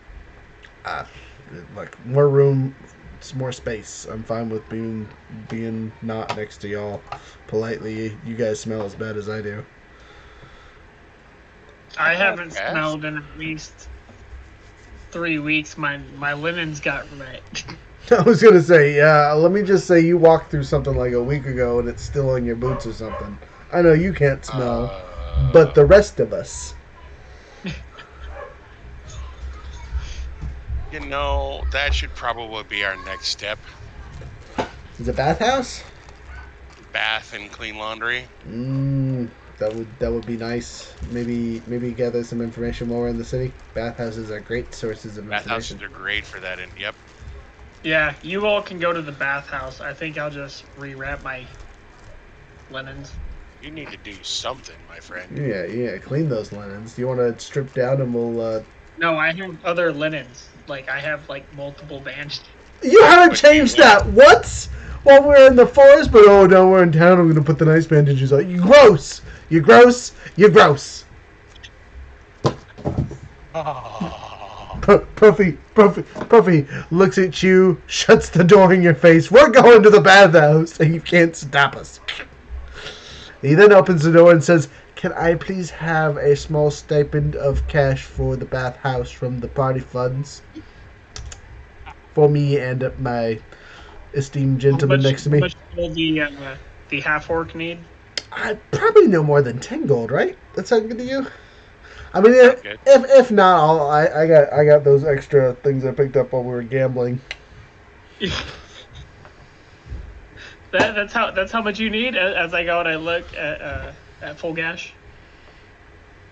Yeah, that sounds about right. Okay, I hand him 10 gold. Well, all right. I'll remember this, Mummy. When we bury you for real next time, this is why. Entomb your grave with sand or something. I don't know if that hurts you, but it'll happen. It only hurts my feelings. And if you're impregnated to sand with health potions. All right, just pour healing potions over the sand. Now he's stuck here forever. And go to his linens and wrap it in healing potion. It burns. It hurts. You want us to take your linens for a wash? No, I will discard of these. I have others. Okay. I'm pretty sure he has to burn anything that touches his skin. He's got leprosy or something. Oh, fair enough. He's not actually a mummy. He's just a leper. As long as My his arms cover don't story fall is that off I was mid-cast. severely burned. I mean, that 100% could make sense that you either say that you were some kind of plaguey leper-like disease bearer, or burn victim. Yeah, both of those would explain your bandages and the state of your hands and things like that. If you ever have to be like, I'm deceiving my way through a situation. I'm not a mummy, I swear. Yes. Although leprosy might make people want you to leave town quickly. True. Which is why I say burn victim. Still might make you want to leave town. I can give other people leprosy. You can also give other people burn victim status, but that's just because you know fire magic. So, House. to the bathhouse. No. Fast travel! So, we're at the nearest bathhouse. It's nothing fancy. It's about a street or two away from where we're staying. And it is a public pool is the easiest way to describe it. You know what I mean? It's kind of an open bathhouse. You pay your fee to get in. There's no special scented oils like the last time you guys went to a bathhouse. It's just a public. You get in the pool and scrub yourself down with whatever you got. And go in. So the price is actually considerably cheaper than what I requested as a stipend. So you, for the both of us, only have to pay a gold. And with that, they give you some stuff to like clean yourself off with. Like nothing special, but like some scented herby stuff to rub on your clothes / yourself in the water. Like potpourri-esque stuff. You want to turn the public bath into a giant tea. That's basically what it is. It's a giant human soup. That's disgusting. That seems gross. It's just like the ocean. Just a giant soup. So, just out of curiosity, is this more like a Roman style bath where the water is kept moving so that it's not like filthy, gross water? Yes, yeah. Okay. Yes, there's some dwarven silliness, and in areas that it's not, that are like permanent baths, there's some kind of like purification stones on the outside of them. Okay. That's probably honestly reserved for like the owners and whatnot. You know, the equivalent of a jacuzzi. No. Just the idea of, even in this day and age, climbing into a large pool of water that people for the last 100 years have been. Gus. Hey, look, sometimes it's better. Even the last week, man. Even the last week. It's just, that's awful. Look, sometimes All right. you get to get gross. So, you guys go through and clean your stuff. Now, as you are cleaning and talking with people, this is where you will be gathering your information. So, me and you get to make rolls. You get to pick what kind of rolls you're making to see what kind of information you're getting. So, you can make investigation, you can make perception, you can make history, you can make arcana, you cannot make acrobatics or animal handling or athletics. You can make deception. You can make insight. You cannot make intimidation. You can, but it won't really serve a purpose because you're in a public bathhouse. You can make an extra check. You can make a medicine check. You can make a perception check, but everything's pretty much out in the open here that you think. You can make persuasion checks. You can make religion checks. You cannot make a sleight of hand check for the phrase of "the naked man does not fear the pickpocket." You cannot make stealth checks because it is an open area. I mean, you could probably swim under the water, but... What? Is it okay if we can get the dangle thing out of the garage? Did you ask Mommy? I did it. You asked Mommy, didn't you? I love you. I love you. Sorry. You don't need to make survival checks, and you don't need to make stealth checks, because, again, you're out in the open. So, the You could list... drown.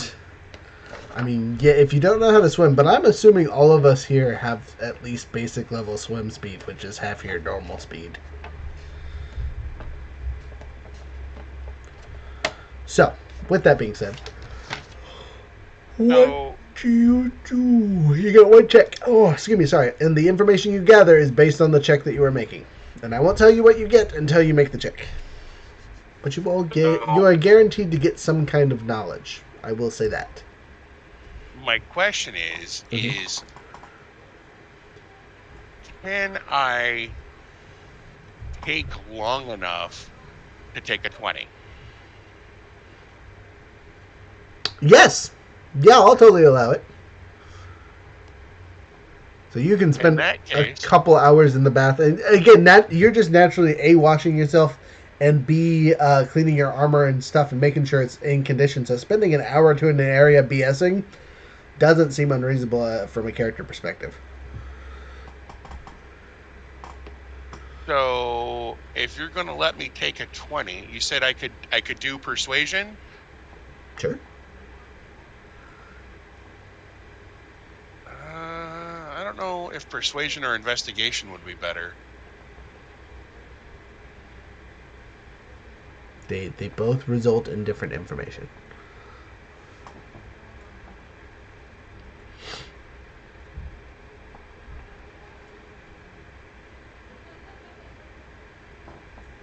The light's coming in at a weird angle, so like it looks like I have one red spot in my beard, but it's really just the sun. You know what? Hell with it. I'm going to go with persuasion. Okay, so you talk your way into something. What are you trying to persuade this person to do? Or people to do? I'm going to roll a d4 since you're taking the roll 20 and see how many people you talk to in that time. 2. So, what are you persuading these 2 people to do for you or tell you? So, do you tell me any information about the tournament coming up? If it's still, if we can still sign up for that, what kind of events might be in it? Because I'm new to town, and also to confirm a rumor that there was a royal or 2 in town. So for this tournament, they can confirm that one of the imperial daughters.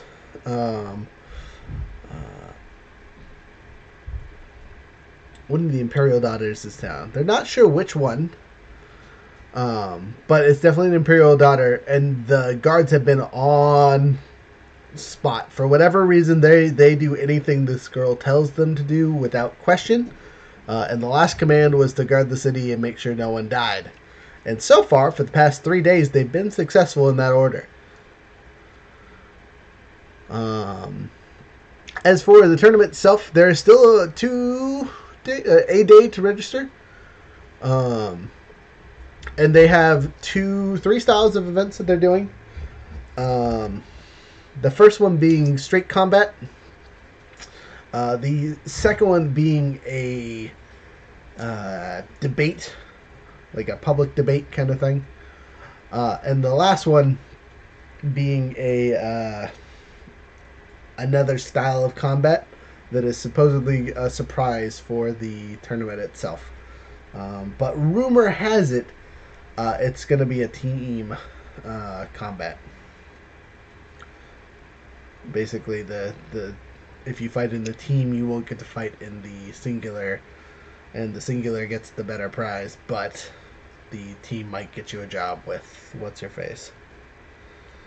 The debate is a general thing that they do in the arena pretty regularly to have some sense of nobility and whatnot in the city when there's fighting around. They break up the fights with these debates. I can just sign up at the arena? I think so. I don't know. We're not signing up.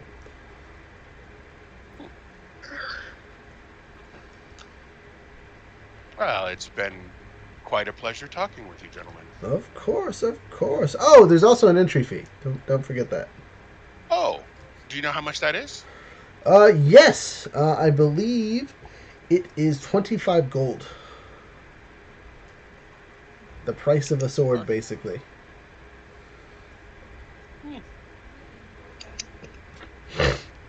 All right. Well, again, basically that guarantees that the local rabble isn't participating. So the people that will be in the tournament are going to be of some skill or of some kind of money.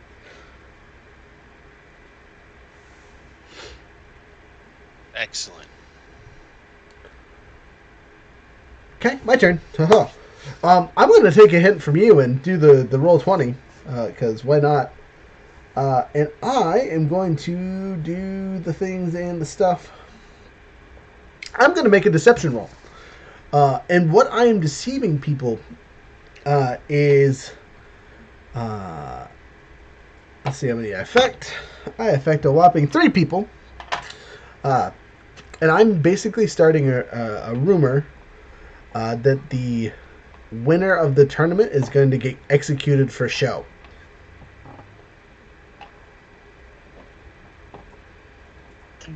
Dissuade people from joining. Hey, so I hate to say this, but now I think you need to make a second roll. Okay. Because you've affected 3 people here, Mm-hmm. but how many do they affect moving A good moving question. on? A good question. None, because they all suddenly drown. Right? They're all dead. Just kidding. Rolled real good, actually, for one of them. Not so much on the other. Okay, so... effectively, they talked to about 120-ish people amongst the 3 of them. Now, how many of those 120 people are dissuaded? I don't know. Let's roll an actual percentile die for that one. How many of them can actually even participate?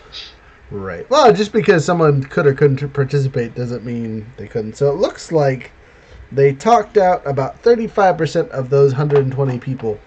Now, how many of them were trying to participate versus how many were just thinking about it versus whatever, you guys don't know any of that. Nor do you know how many people they actually affected. But there will be some sort of result from that deception. Good job, I'm me. going to say that's the whole like, once he said he was deceiving them, the whole idea was how many of the people in the tournament hear this rumor and decide that this isn't worth the thing, you know what I mean? Right. So effectively, we don't know how much, but effectively the number of participants in the tournament is less. Allegedly. Or the people that are there are not going to want to win. They're going to go for second place and just take the gold or whatever the prize is. Yeah.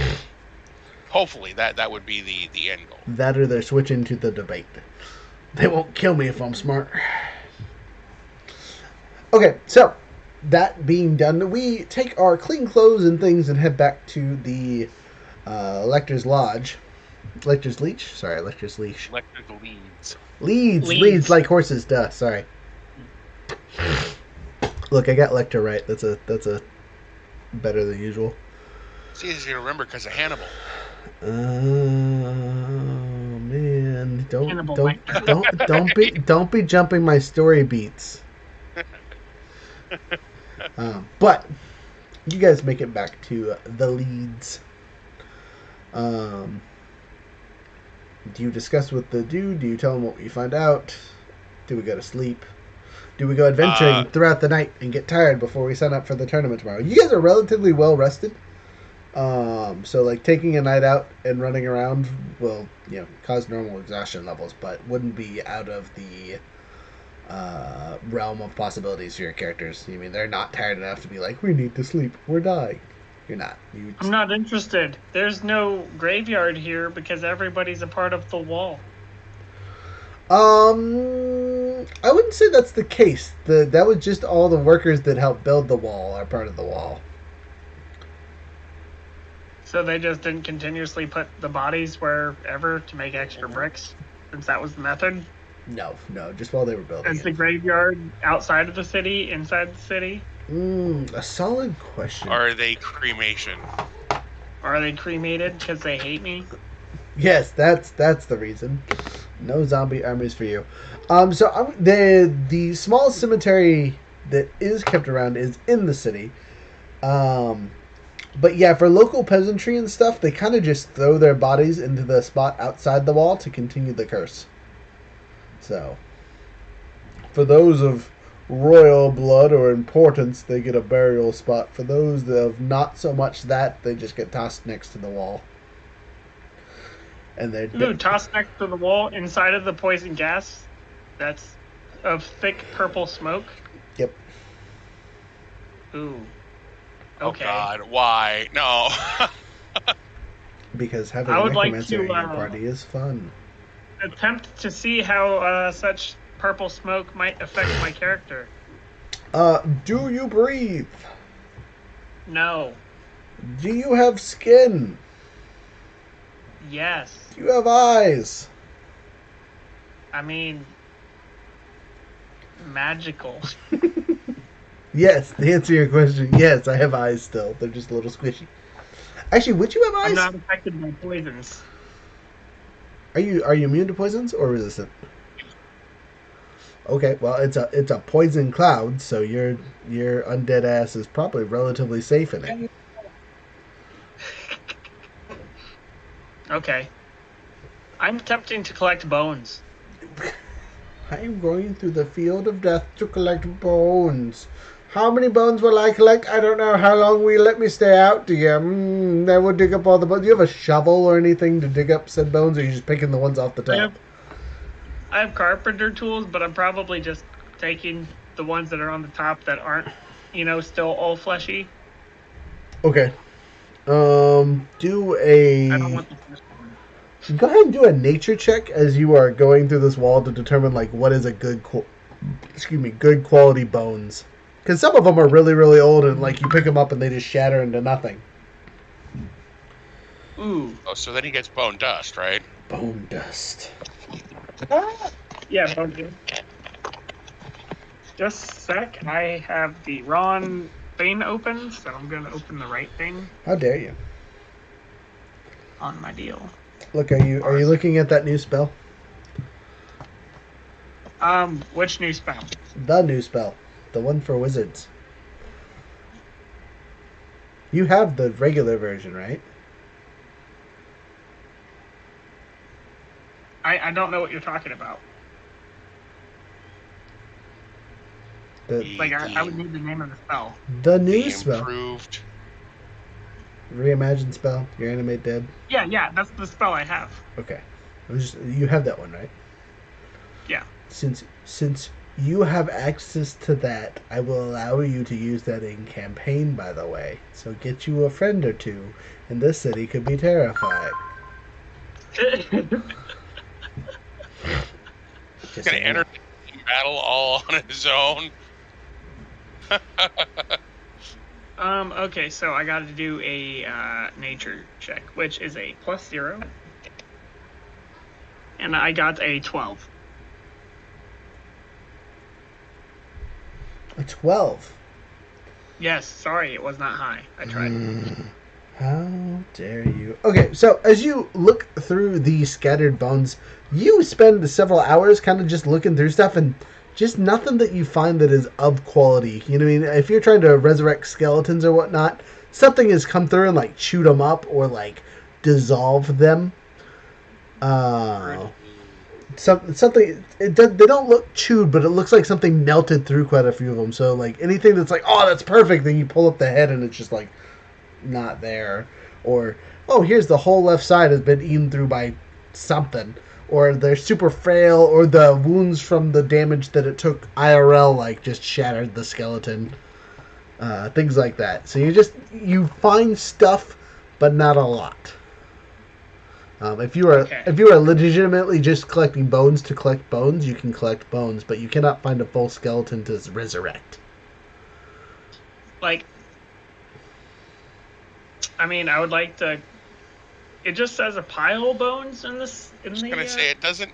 The spell doesn't specify that it has to be a full skeleton. Yeah, it could just be like a shamble. It just says it needs to be a pile of bones or a corpse. Mm-hmm, mm-hmm. Yeah. Mm-hmm. So it's like, if I can pick up a decent number of piles of bone, not like a ridiculous amount, like my thought process there is if he can put together enough bones to form a couple of skeletons. Yeah, I will allow you to form one skeleton. Just one? Just one, because you rolled a 12.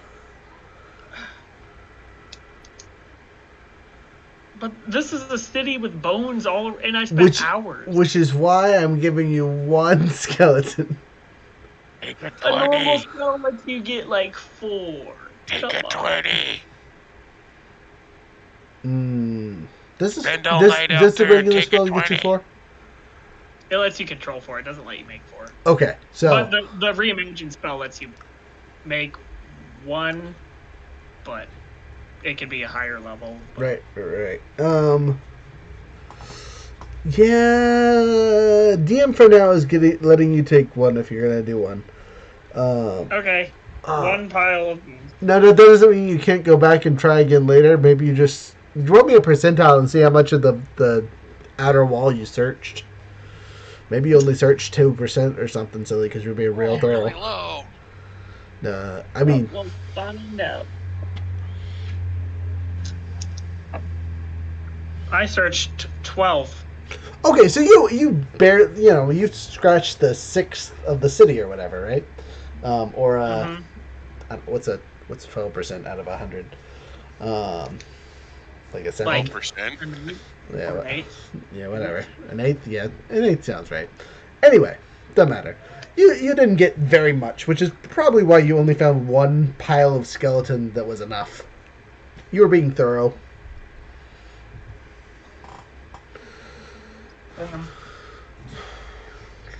That's what I did, but and then when I came back, I changed my linens. It would probably be smart to change the linens after you go through the gross field. I agree.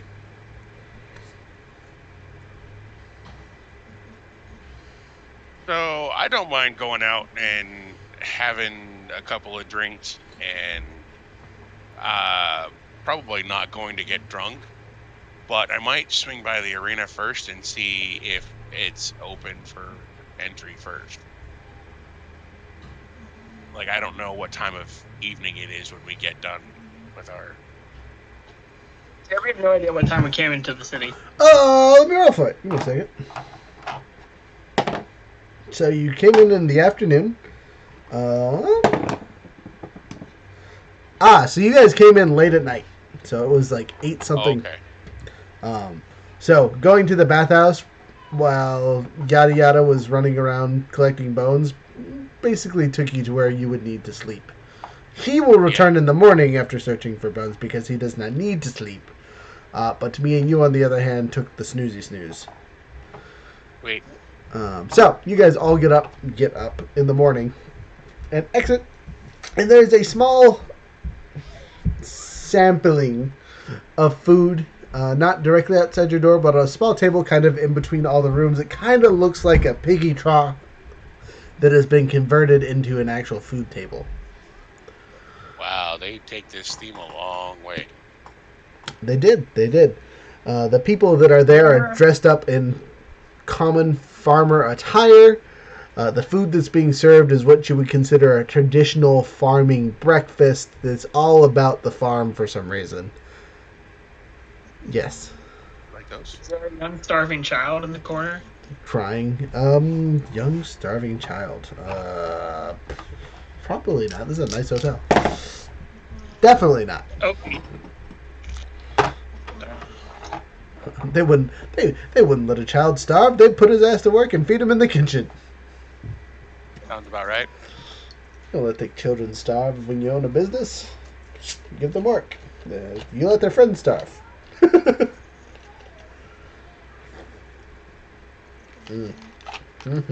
turned to Full Gash and asked, have you eaten a full breakfast? No. I say, well, then feel free to take my seat. Is there a piece of bread? Oh, so there's not like seats or anything. It's kind of like a standing table. Is there a piece of bread? Yes. That's the only thing I take. You do so. No one seems to notice. I mean, I'll have some cheese and some bread and some fruit and maybe a little ham or something. And You're thinking you're dining at a fancy table. No, friend, this is like. You're eating grits, boy. This is yeah. I mean, yeah. While I'm used to that fare, I don't have to eat it, and Correct. I'd rather go someplace where I can maybe have something a little bit more. Yeah. So again, enjoyable. Again, this is farm food. Like yeah. Feed the workers so they can live through the day. Not American farm food. Not like, farmhouse, but like feudal farm. Gotcha. Yes, exactly. Yeah, no, I'd rather go someplace where I could have something a little bit more enjoyable. Yeah, again, there's a reason why the piggy troughs were an easy convert. Yeah. Come on, man. You got double grits. Double grits, grainy grits. I lived for 2 years on this. I have the means to not have to eat this. I will spend a gold for you to just not give me that food. How's that sound? Is what Full Gas is saying. So, you guys do so. You can leave together. I'm guessing Profi doesn't want this either. I'm actually. Profi's excited for some weird ass reason. Oh my god! He's like, this is what the commoners eat. Hell yeah, I'm gonna try it. Now, after he eats it, how does he feel? Oh yeah, about as good as you expect. That's it's not a 1, but it's a 3. So he's like, it's edible, but like, is this actually food, or did someone poop on my plate? Like, not to be rude or nothing, but holy cow. You're telling me most people eat this for breakfast on the regular? Hey, keep that Minotaur curse word out of your mouth. Did you enjoy that as much as you thought you would, Profi? Profi says. Or would you like me to get you some coffee and a bagel? No, I ate enough to be full. Thank you. Oh, dear God. I am not sorry. It was one of those things like, maybe it gets better if you eat more, and it did not. So, no. as Profi sadly walks out, and the awkward mummy holding a piece of bread walks out, you go and find some food. Do you find, like, street food, or do you find a restaurant? I'm okay finding street food if there's something where I can get something that's a bit fresher and enjoyable. You do so. You're in the wildlands. Street food in the wildlands is pretty much a fair dozen. People go out hunting for squirrels and lizards and all kinds of other stuff, and they fry them up, and they're pretty much wherever you could want them. Are you looking for something exotic or just something fun? Not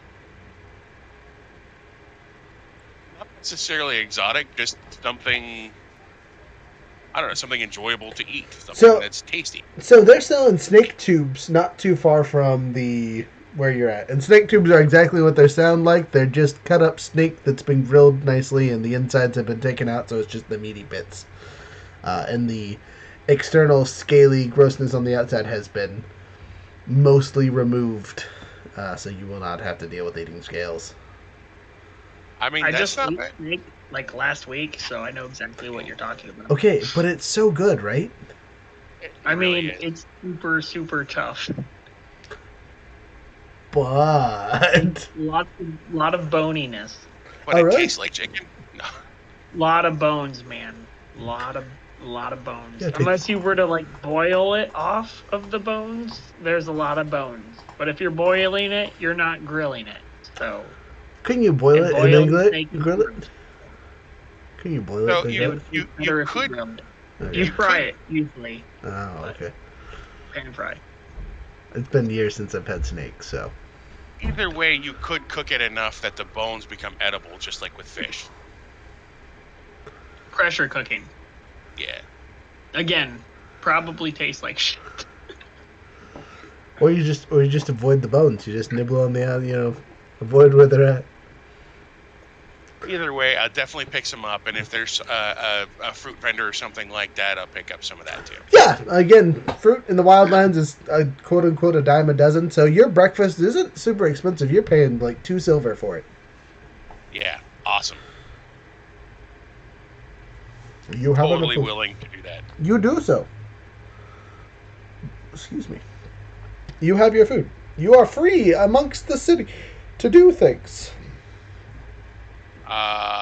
I suggest if we're going to do the tournament that we go and sign everybody up. That is a wise choice. But as Profi gets closer, his 0 wisdom kicks in and goes, I should probably not look like me. That would be a bad choice, especially because I don't know which sister is going to be watching me. So he is going to do a deception check because I do not have a disguise kit. So I'm I basically... hand you a handful of linens. I take your linens and do a wrap job. How good is this wrap job? Let's find out. You don't have to. I can do your wrap job. Would sure, okay. What are the chances that these are clean wraps and not dirty ones? Look, I'm needing a disguise. I don't really care how it looks or smells. These are clean wraps, by the way. Okay, good. My dirty wraps are still in existence. So- I just are not giving you those. You're gonna save those for later.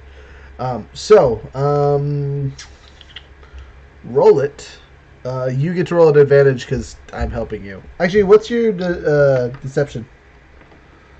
My deception? Yeah. I think a +7. Okay, so Plus 8? So mine is higher because I have a +9, so that means you get advantage. Since you're the one doing the action and I'm assisting you. Okay. If it I was also am proficient, mummy wrapping and weaver tools. whatever. 21 total. Are you saying you're using a weaver's kit right now? Do I even have a weaver's kit?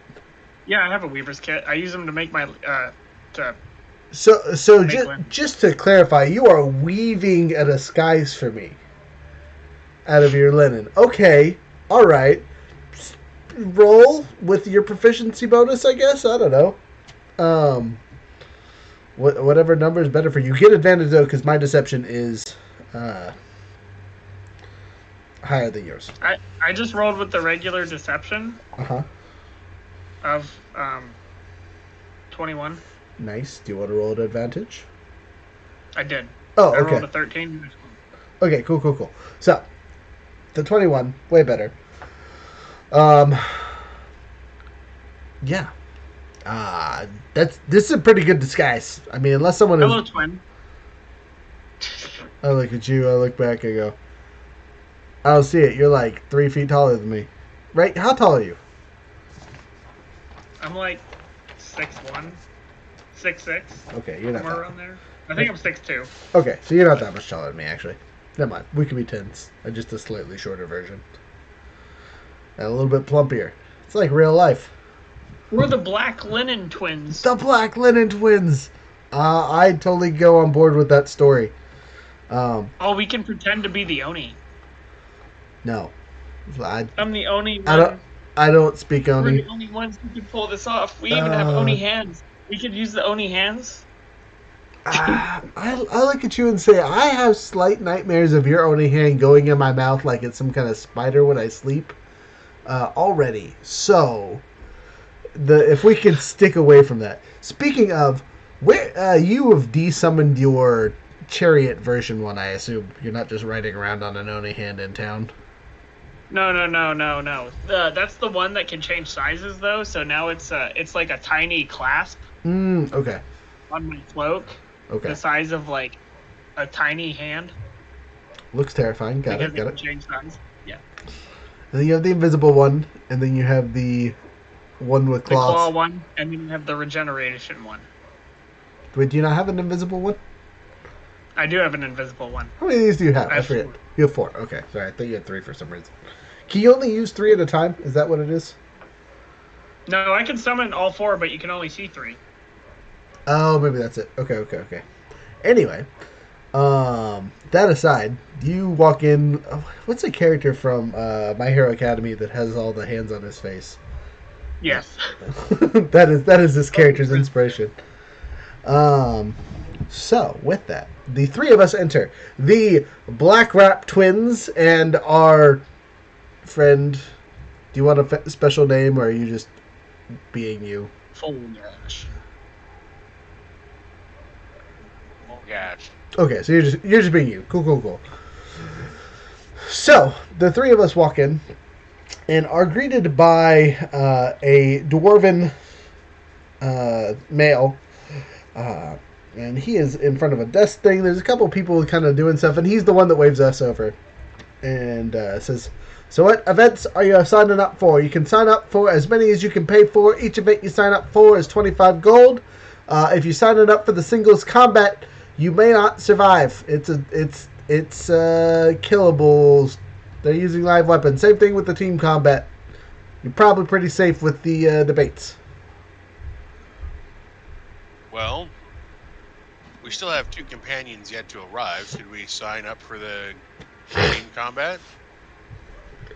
Single combats or team combat? Mm-hmm. We should I think- sign the whole team up for the team combat. Yes.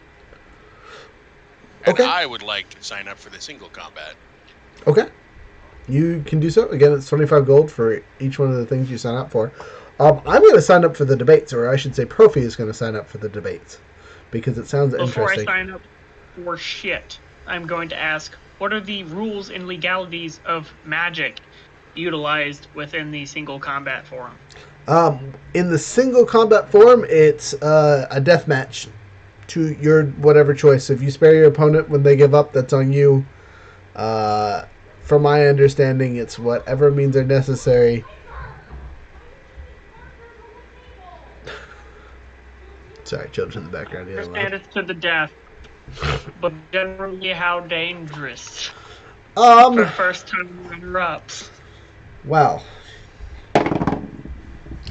He rates it and says, well, just because it is to the death doesn't mean it has to be. You can always talk to your opponent beforehand, or just make a group statement that you would prefer not to die, and maybe people will listen. It's definitely not guaranteed, and death is always a possibility, but it's not it is not a guarantee that they will kill you. But it's also not a guarantee that they won't. But as a general rule, if someone asks for a no-kill combat, that is allowable, to say the least. Though this tournament is a little bit special compared to usual, we do have someone who is being a patron for it, so they might have a slight adjustment once the tournament actually starts, because they're the ones paying out the prizes. They get to make the rules. Who is I that? see.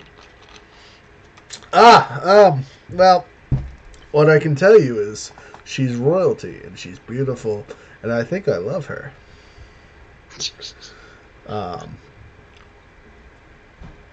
But I don't know her name. She's real pretty, and yeah, every time I think about her, I just want to do things. Appropriate Okay. things, like for her. Sorry, he's over here trying to be professional, but something is goofing him up. Is there enough in Profi? Would you like to compete in the group combat? Yeah, of course. You signed all of us up, right? Including the Yahoos who aren't here yet? Because they should be I'm here by the assuming that time. everybody would like to. Is there enough in the party treasure to sign everybody up for the group combat? There's definitely enough in the party fund to sign everybody up in the group combat. Okay, and then if you want to participate in the single combat, that can come out of your personal funds. Yep, I'm paying with a ruby. I sign up for all 3. You sign up for all 3. You do so. And I sign up for the single combats. You do so. Okay. And the group combats. Yep. So the group combats, now we talked about the rewards kind of, but the U list asks for details and they are able to explain what has been proposed for the prizes so far a little bit better. So the debate has a single reward. The winner of the debate gets the equivalent of a pass to the city for a determinate amount of time. Usually it's a week. Again, this isn't sponsored by the sponsor. This is something that the city just does to encourage intellect amongst its members. And basically with the key to the city, you're allowed to go in anywhere you want without people yelling at you. You still can't steal, kill, murder, but everything else is kind of up for grabs. So the prize for that isn't super great, but it's something, and the 25 gold or whatever that you're paying towards it goes to taxes. The first person combat, right? The winner of that will be a personal escort to the patron. That's your prize, your winner. You make it all the way to top. That's what you're getting. Second place runner-up may be offered the job. Same thing with third place, depending on how they do. Like combat-wise, if she's impressed by them, she might hire them individually. But they are getting a small stipend of winning funds for both of those positions, respectively 100 gold and 50 gold. Everyone else is SOL on what they're making for prize money and whatnot. Actually, sorry, I gotta up that up a bit because everyone's paying 25 gold. So You said it was 1,000 gold pieces. did I? Okay, so yeah. But is that for first place or second place? That was second place because Okay. first place was personal escort. Right. Third place was like an item or something, Was it what? which I guess would be a key. Okay.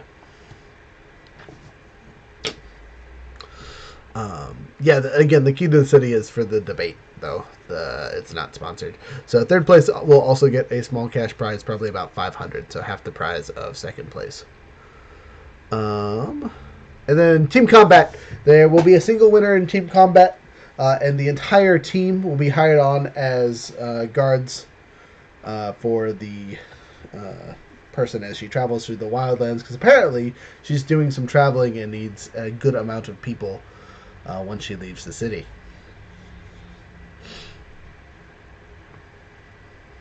Bam. Sounds good. There's also going to be a max of 8 teams.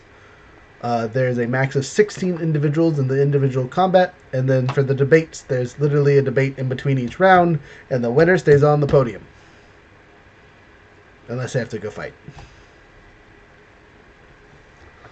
So, doing the math really quick. But single combat is only one combat, right? It's not like back-to-back combats. Correct. Back-to-back? No. It's you fight. Think of it like a tournament bracket. So if we start with, I need my calculator. Where's my calculator?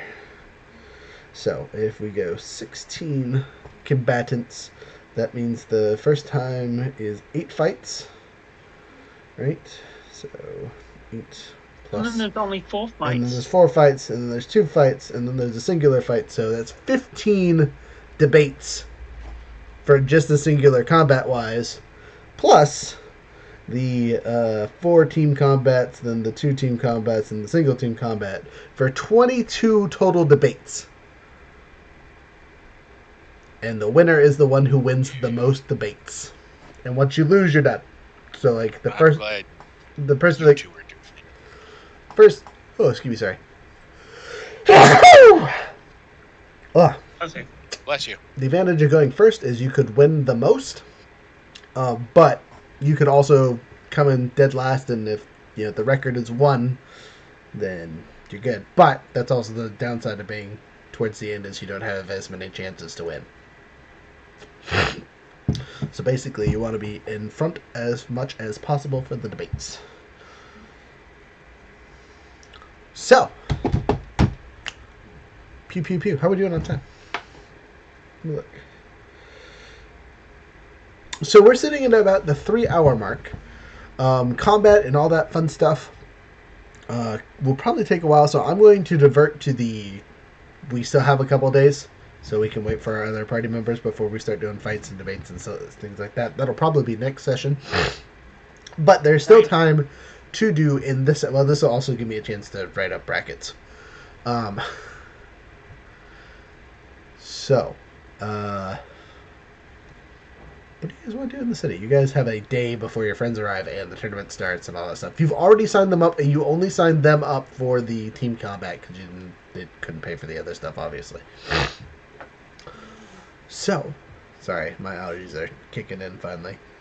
I'm going to start sounding worse and worse as we play, so I get probably about half an hour before my nose says, "You're done. Die." It's that time of year, and it sucks. Frozen. Tree sperm everywhere. Everywhere. Cars are covered. It's the worst. I don't know how it is for you there, Sarah, but here, you remember. Yeah. I remember. So, with that, what do you guys want to do? I mean, we could also just call it early. I mean, I know it's a little bit under an hour than what we usually want, but this is the display session. We'll be playing again in a couple weeks anyway. Well, ha ha ha ha. I'd like to see if there's anybody who can further enhance my glaive. Oh, okay. You can do that. We have time for that. And what that might cost me. Okay, those are both important questions. So, your glaive now is basically a +1 weapon with a poison effect, right? Yes. Okay, so, from a mechanical standpoint, this is something your character would know, by the way. From a mechanical standpoint, you're not going to be able to increase the enchantment that was already put on it. So you'd have to basically erase what you got and then get a new thing. Now, that is for magical means. Mechanically, like with machines and such, if you were to find a Tinkerer gnome, you could probably find something that is similar to Profi's Extendo sword. But for game balance wise stuff, you guys need to level up a couple more times before I start giving you your weapons double stuffs. Gotcha. I'm not going to say no, you can't do it, but the chances of you finding something that is level appropriate that won't make you vastly overpowered for no good reason is pretty low. It would make more sense to upgrade another weapon than to upgrade your glaive. That way, if your glaive gets knocked out of your hands, you still have something to fight with. Or maybe you picked up a ranged weapon for when you want to be a coward. / not get burked by the DM's 20s for no good reason. This might be the time to find that adamantine armor, though. This is a town. That's actually what I was just thinking about. Okay, negate those crits, because the DM only rolls upon you for some reason. That bastard, how can he do that to you? Okay, I mean, again, it's a thing you can definitely do, but the chances of finding it are semi-rare. We are in the Wildlands, so it is made here or found here. Are you trying to find it raw and coat your current thing, or are you trying to find a full, already made set? Because there's a time thing with that. It is easier to find raw material and increase your current one, but it takes considerably longer, whereas buying a pre-made set might be more expensive, but will be done right away. And you can sell your old armor. So it's going to come down to the price comparison, because I've only got so much gold to spend on it. So Gotcha. So from a DM standpoint, how much gold do you have, so I know not to completely overcharge you if you do happen to find it?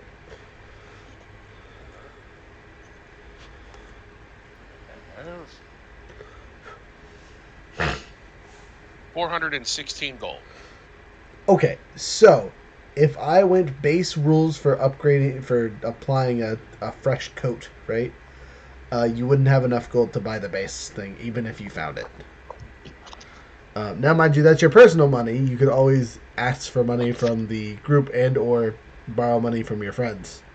So just keep that in mind. But on your personal funds currently, you could not afford buying the raw materials and having someone apply that to your current stuff. And that's the cheaper of the two options. Because I guess the secondary question is, what kind of armor are you wearing? Chainmail. Okay, yeah. So you can just apply it straight. I was just making sure you weren't wearing leather or hide. Because leather and hide do not turn into man to man. Sorry. They do if whatever animal you skin has adamantine hide. Fair, I guess. But then you're just wearing some kind of metal armor. No, because druids can wear it because it comes from an animal. Okay, that's a fair point. None of you are playing druids, so I don't care. Considering that cost, then no, I'm good. Okay. I will take the chance. Okay. I would like to look for something. Okay. More bones. I do want to look for more bones. However, on a side note, away from bones, if there happen to be elves, is there a decent amount of elven wares around? Probably. Let me roll percentile dice for the city and see how much of them make up the population. So it looks like a little under a quarter of the city are elves of various varieties. That's enough for me to be interested in trying to find some elven chain. Elven chain, basically mithril for the cheaps. Sure. Elven chain isn't necessarily super rare, but it is not cheap. Should be an uncommon item if I remember correctly. I believe so, but I would have to check because I'm big dumb. I big dumb, I forget. It's okay. Your DM's not much better. I'll look it up and make sure, but I'm pretty sure it's an uncommon. Boom, Elven Chain, 5e. Gotta love the internet. Yeah, it's It's a rare. It's rare. Oh, okay, that makes sense. So you're That's unfortunate. You're looking at the low end, right, being at least 500 plus, and the high end being 25 grand. Obviously, I couldn't afford 25 grand. However, we did just get 330 apiece from those one.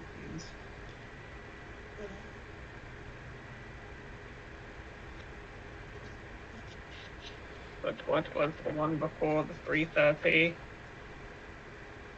Sorry, I'm opening.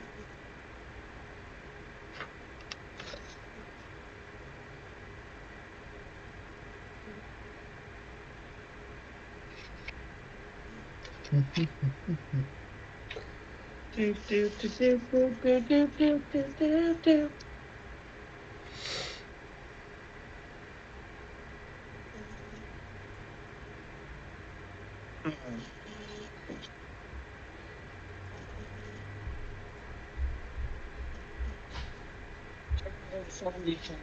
Plus 330.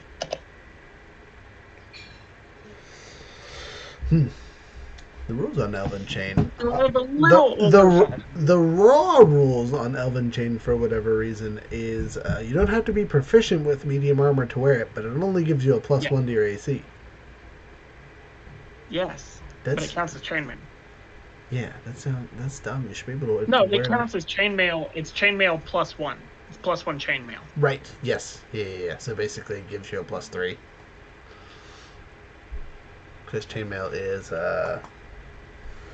doesn't matter. But for those of us that lack proficiency, this is good stuff. Yeah, and I am a what? I am a warlock, and I'm not currently one of Pact of Blade. And that means it would be an AC of 17. Wow, that's way better. I would wear it, except for then I would lose the braces of defense, which, in all honesty, might be a better trade-off, because AC trash over here. So I would attempt to find it, whether or not I could actually afford it. Okay, that's fine. So, let me roll percentile to see if it's even anywhere in the city. I mean, elves live here, so it's a possibility. 25% elves. Okay, alright. I barely hit the percentile. So, but yeah, there is a singular set in the city. Will you find it? Who knows? But I yeah. wish to find it, yes. Oh, yes. As a callback to something that I want to bring up to you guys as a group for this campaign in the future, there's a really cool concept that I've been playing with, besides the storytelling silliness that, includes the, you guys making up the rumors that could affect the world kind of thing. There's also the concept of I know a guy, right? And in those situations, right, if you guys aren't familiar with the city, you just have to find someone who is, and they can basically find you what you need that is driving the story forward, or can get you a specific item that you need for a job or something like that, right? Kind of blades in the darky, kind of like, hey, it's the thing that we're doing, regardless of whether we want to or not. Is that something that you guys would be interested in, or should we kind of just keep it to the traditional roles, so it's less you get to pick stuff out? If and we more know of... a guy, that's cool, but, I guess we would, as players, we need to know when we know a guy. Gotcha.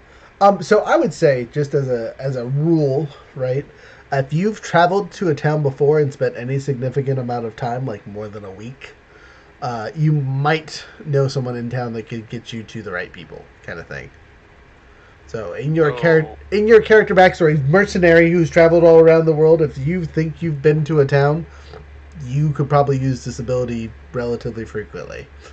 Mummy guy who's locked up in his mummy tomb, probably not as much. Well, we need to go out, a bunch. Allegedly, 100 years ago. But that doesn't mean you don't live a long time. Right, I was going to say, yeah, but that doesn't mean you don't know people, because there are races that live that long, so. So I'm down for the Noah guy. Okay. Obviously, I'll have to get our other compatriots' opinions, but I think it's a cool concept that, as at least we're trying, as long as you guys don't abuse it. You know what I mean? So be realistic with I know a guy and what you know a guy for. If you don't think your character would know someone for some reason, don't just be like, I know a guy that... This guy who makes the best black linen anywhere. Right, something. I don't know. I want you guys to try it, but don't be surprised if DM says, no, bad. Does that sound fair? I know the head of the Elven Chain. Yeah, exactly. Guild makers. Now, Elven Chain aside,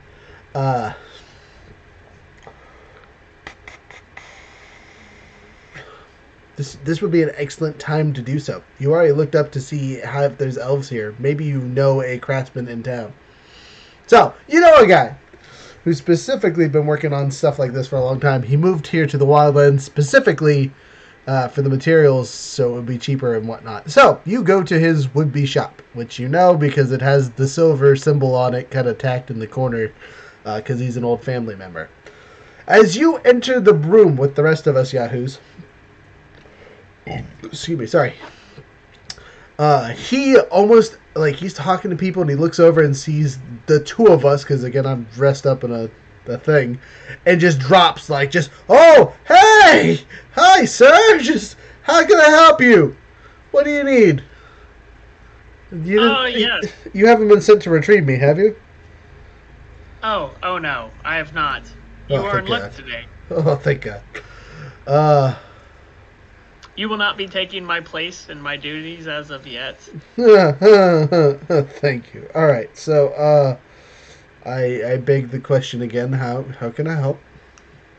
Also, yes, I have. Also, who's this one? I haven't seen that one before. Oh, this is actually. Let's just say we work for him too. But You can that's see fine. the blocks in his brain just like click, click, click, click. I don't get it. Okay, all right, whatever you say, sir. Don't worry, it's almost above my pay grade. So, The death. I'm actually I didn't. in search of I didn't know the death mummy had a pay grade, to be polite. So you'll know that this character, right, is probably the considerate of middle age of an elf. So he's probably met you a couple times. You know what I mean? And you wake What up. is his name? You name him. He's your character. Write down the notes. Anytime we know a guy, we got to know their name. That'll be the requirement. If you can't think of a name for the characters you create, Aaron. All right, craftsman named Aaron. All right. Is it spelled with an E or two A's? E. Aaron. Just Aaron Elven Chain Duskbringer. That's a long title there, friend. Oh my god. Right, just that's a lot. He probably just goes by Aaron. Anyway, he then again poses. Need of Elven Chain. Elven Chain. Are you psychic? Are you did the gods send you? I literally finished up a set this morning. I just thought since it was your middle name, you'd be the guy. I've been working on this chainmail set for the past 6 years. And the day I finish it, someone shows up to take it from me? Ridiculous. So, give me a second as I look something up. Well, it's Elven Chain, so everything on there is perfect and pristine, and the metal is, he probably dug the metal out the ground himself and all that other stuff. He has enough time, it's a hobby for him.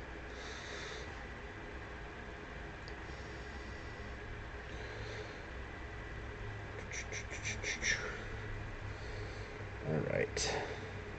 I assume the prices on that would be exorbitant. Probably. 6 years worth of work. Well, there's a reason why it's a rare item, right? I think elves live a really long time, right?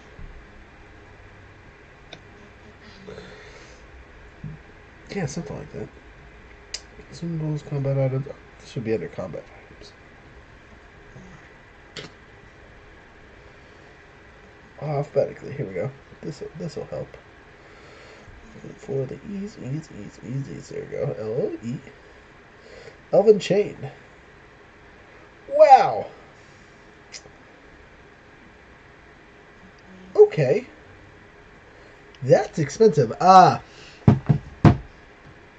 You want to take a guess? 20,000. Huh? 20,000. Oh no, it's not that bad. I really like this list. 100 gold pieces. It is 4,000 gold pieces is what he is willing to sell it to you for. He might even give you a discount. Without giving me a discount. With 4,000 without a discount. Family discount, Yeah, definitely. I'll definitely nudge in the direction of like. How about you give it to him for free, and he just tells everybody where he got it? Family discount. So you get free advertising. Yeah, about that. He's an influencer, Yes, I am an influencer. Not in a good way, but.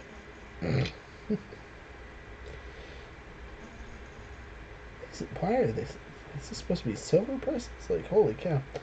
The title of the thing I'm looking at is called Sane Magic Prices, or Sane Magic Item List. But looking at some of the other prices for things, an uncommon item was more expensive than the Elven Chain. Like what? What?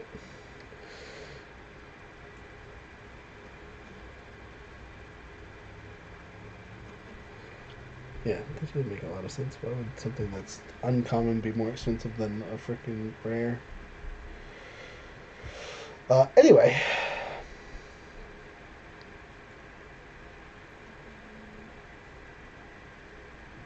Yeah, so 4,000 gold for this doesn't seem unreasonable because the max price for a rare item is 5,000. As a general rule. No, it's not outrageous. I'm just asking for the family discount price.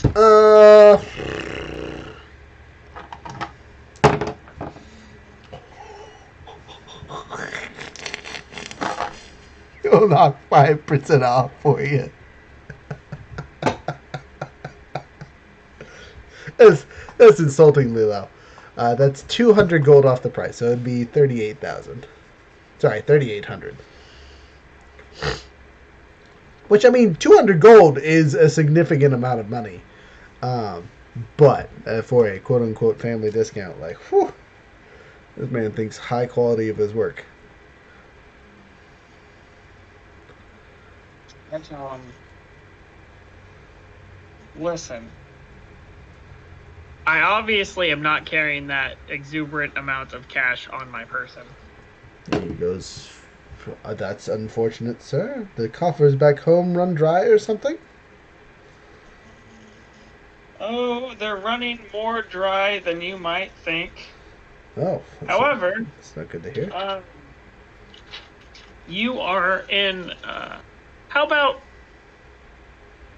a mixed deal? Okay. I'm listening, he says. I will give you, well, to trade, this bow of warding, this stone of radiant, whatever the hell that is. Oh, the radiant resistance stone? Yes. Why would you get rid of that? It's such a cool item. It is such a cool item. It is a really cool item, and it is very beneficial to my person. However, I hate getting smacked every day. I would prefer not to get the schwacks on. Thank you. Yeah, I was very close to death on several occasions.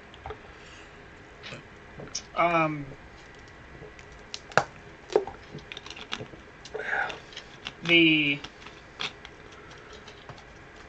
600 gold.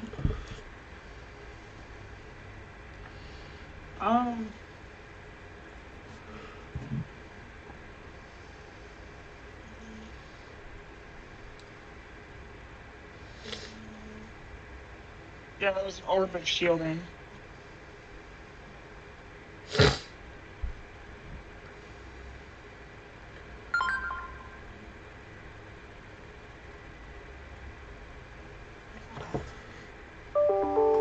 And 10 emeralds. And what? Sorry. And then I would also like to attempt rock, paper, scissors. For a better discount, or what are you trying to do here? To get him to say yes to that deal. Well, I mean, I haven't said no yet, so is there a reason why you're trying to rock, paper, scissors a decision that hasn't been made? Because I feel like you would probably say no, because you said $4,000 at first. Okay, so let me look at prices of what you're offering really quick to see how close you Orb are. of shielding. Okay. Radiant. Uh-huh. Longbow of warding, so weapon of warding. One second, I'm still looking for the first thing.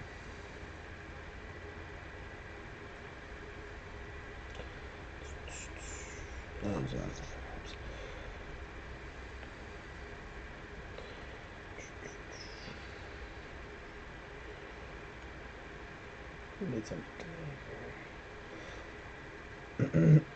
Sorry. Oh, because I'm not looking at the alphabetical list. That makes life much harder. Alright.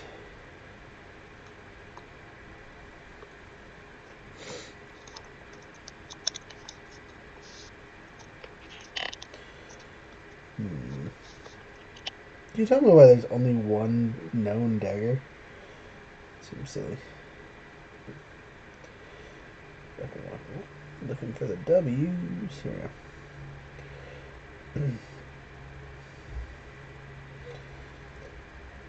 Okay, so there's wand of detect enemy, which is wow, that's super expensive. That's a rare item. That's probably not the right thing then. Well, it wasn't. It was a weapon of warding. Ah, there it is. not There it is. There it is. Why? Who wrote this? Weapon of warning, uncommon item, 60,000 gold is their suggested selling price. Yes. Yeah, that sounds accurate. I'll just trade him that one for one spot. You know. Yeah. It's an uncommon item, so it'd be at most 500, which I will say this dude will give you most on these things. But what was the other one? Orb of Shield, right? Yeah, Orba shielding, radiant. Those aren't common, remember? Oh no, they're so very. That's a homebrew item for sure. It's not gonna be on this list. But I'm gonna. I just look. remember you said, "Oh, this isn't a normal kind that you find." You are correct. And I did an argument done for it. You did. I do remember all these things occurring. I also have a piece of bread.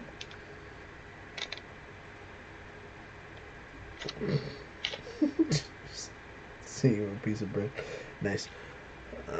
Okay, so it's not there.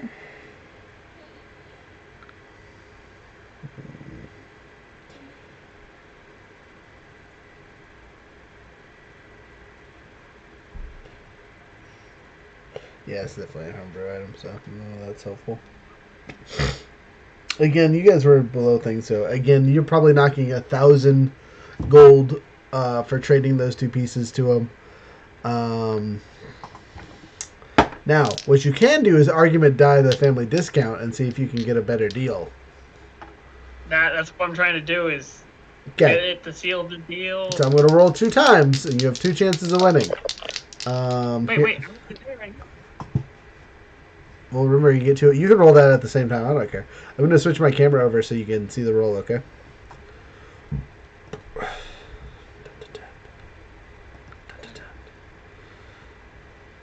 I should probably. Oh, so you don't want me to roll? You can roll. No. That's the background. You didn't see anything, Roger. Your background. Look at my messy table. Okay. No, you can roll yours too if you want. I'm just moving the thing over so you can see me roll it. So I'm the blue die. You're the green die. Remember, this has to do with money, so you get a secondary chance at it. So first roll. Yeah. You win on the first roll. Yeah, you did the second one. I don't even want to use the second roll. All right. We burn up your dice. Yeah. Bada boom, bada bing. We'll re-roll percentage. Heck, I'll even do that on camera so you can see it. No. Look at my wrist. I could be a model. Oh, that's significantly better. All right, so I should have just done the 10 percentile. So he's willing to give you the family discount, and he's going to knock the price in half. Perfect.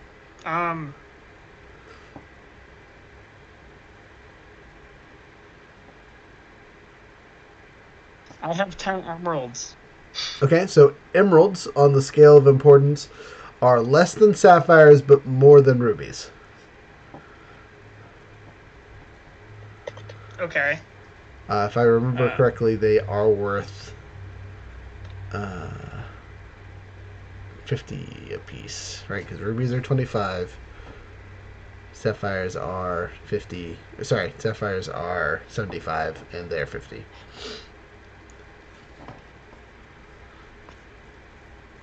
And that's just out of... So what? Huh? 250? So that's 250 more gold. Okay. So 600 plus 250, 850. 850.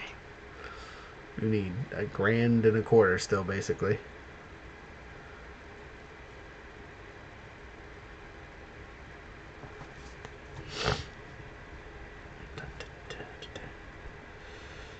Bam. Turn it off. And turn it on. I do have 2 daggers and a light crossbow. That's not going to help your cause much. I know. Oh no, you guys can see my background. If the children invade again, you'll see them. Ah! Not for long, suckers.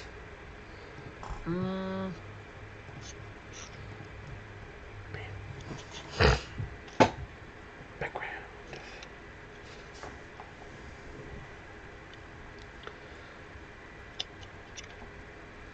They're still considerably faster than doing that the old way. I'll see where if I had to could kick him around. do So nice.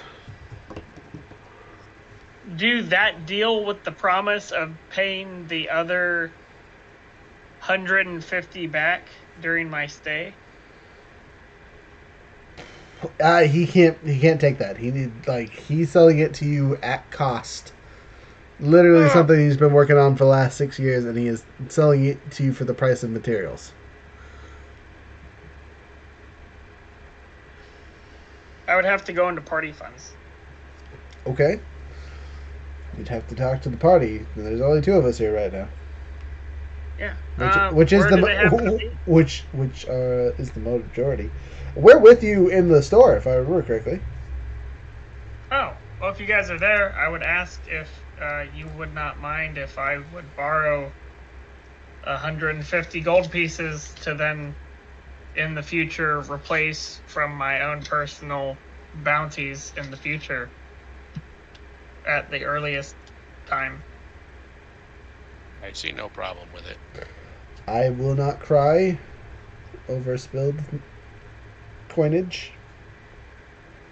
The itchiest the noses though. I hand him those 2 magical items, which I now delete off of my character. I mean, I only have just a sec. 5 gold pieces. didn't we all get like 300 something the other day? We got 330. I just gave him 600. Oh, okay. Sorry. Yeah, so I have silvers and coppers, but we never did anything with all those coppers and stuff that we got from the other people. So I didn't add those to my character, obviously. You fool. And then I will take that new set. Now I have a full set of elven stuff, so that's cool. You got a theme under your theme. If someone strips you down, they'll be like, this thing's an elf. Or was an elf. At one point, yeah, they'll think I was buried with it all. So the real question is, are you proficient in medium armor? That's the thing, you don't have to be. To wear it. But can you cast You don't spells? have to be. You don't have to. That's the good part. Yeah, no, I'm going to allow it. Raw, by the way, probably not how you're supposed to use elven armor. It's really meant for the thievy sorts and things, for them to be able to take medium armor without having to pay the extra price. It's not really meant for magic users, but that's dumb. So, as it is a stupid rule, I'm going to change it. So, as an out of game question, Mhm. and forgive me for metagaming slightly because I had to do some of my own research. Mm-hmm. Everything I'm finding as far as adamantine goes Uh-huh. is that it costs about $500 more than the item itself. Yep.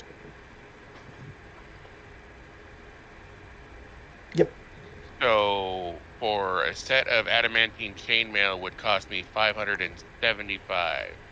On the low end. Again, Okay. when you're doing the calculations for the thing online, because I've looked this up, it's the same thing for Mithril. For whatever reasons, it's basically the same price. But that's like you're taking a thing and coding it or changing it to that, and not like, hey, I just bought something from a store. Now, mind you, the store you're buying those things from is, where they make the armor itself. But when you buy stuff, it's going to be more or less expensive. Younger, you've lost your thing. And he returns. So Did he just freeze for you too, Frozen? No, you went away for a minute though. I was going to say, you walk around the house is... Oh, there he goes.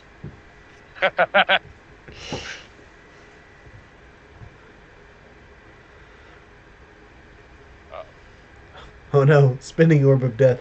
It must be time for us to quit. Younger's internet is tired. Just out of curiosity, what am I looking at cost for? So you're looking somewhere between the 525? 575. 575 and like 700, depending on how I roll. Okay. So I too also have a few things that I could maybe barter with. 100%. So Now, do you want me to see if this dude in the Elven shop happens to have a chainmail adamantine thing, or are you going to look for it somewhere else?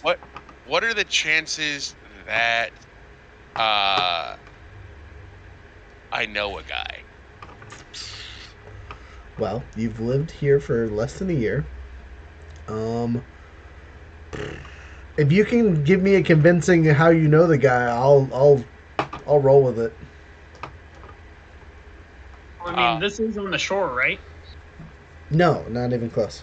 We're in the middle of the continent. But we are close to Navi, which is where he's been working for last year. So again, Killstone is the town that is quote unquote closest. We are close to Navi. Hey. But I guess another question is, how well known was the mercenary company I was with? So you're not on this continent. You're basically unknown in the Wildlands, which was half the reason you went here was because you broke ties with your mercenary company. Gotcha. But you have been working with Hexus for the last year. That doesn't mean you weren't an errand boy or met some dude in Navi who was like, hey, I'm going to go work in Killstone, or I'm a traveling merchant, or something along those lines. You know what I mean?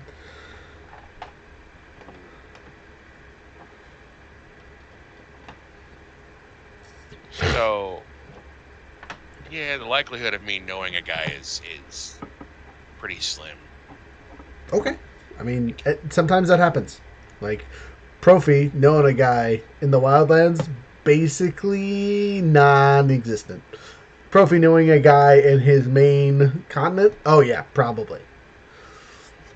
So. No worries. Okay, so yeah, just give me a roll and let's see what we're looking with. All right, so cooking with fire. Hopefully, I'll even use my fancy tower.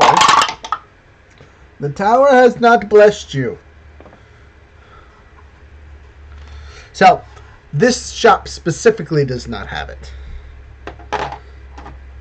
I'm gonna do a city check really quick to see if it's even worth wasting time looking for. You know what I mean? But kind of like his elven stuff is basically a mix between adamantine and mithril, which is why it's so rare, because it has to be an alloy of the two of them, along with some other trade secrety stuff. Okay, so there's probably some in the city itself, just not at the store. Set out to find some. You do so with much glee and joy in your heart. Yes.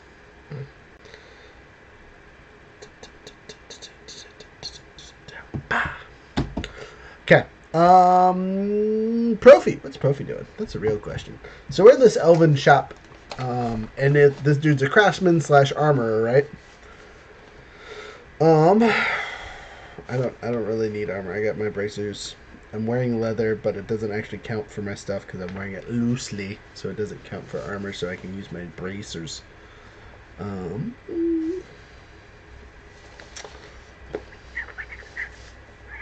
Oh, you know what I am going to look for here that well, I don't know if he would have a disguise kit here.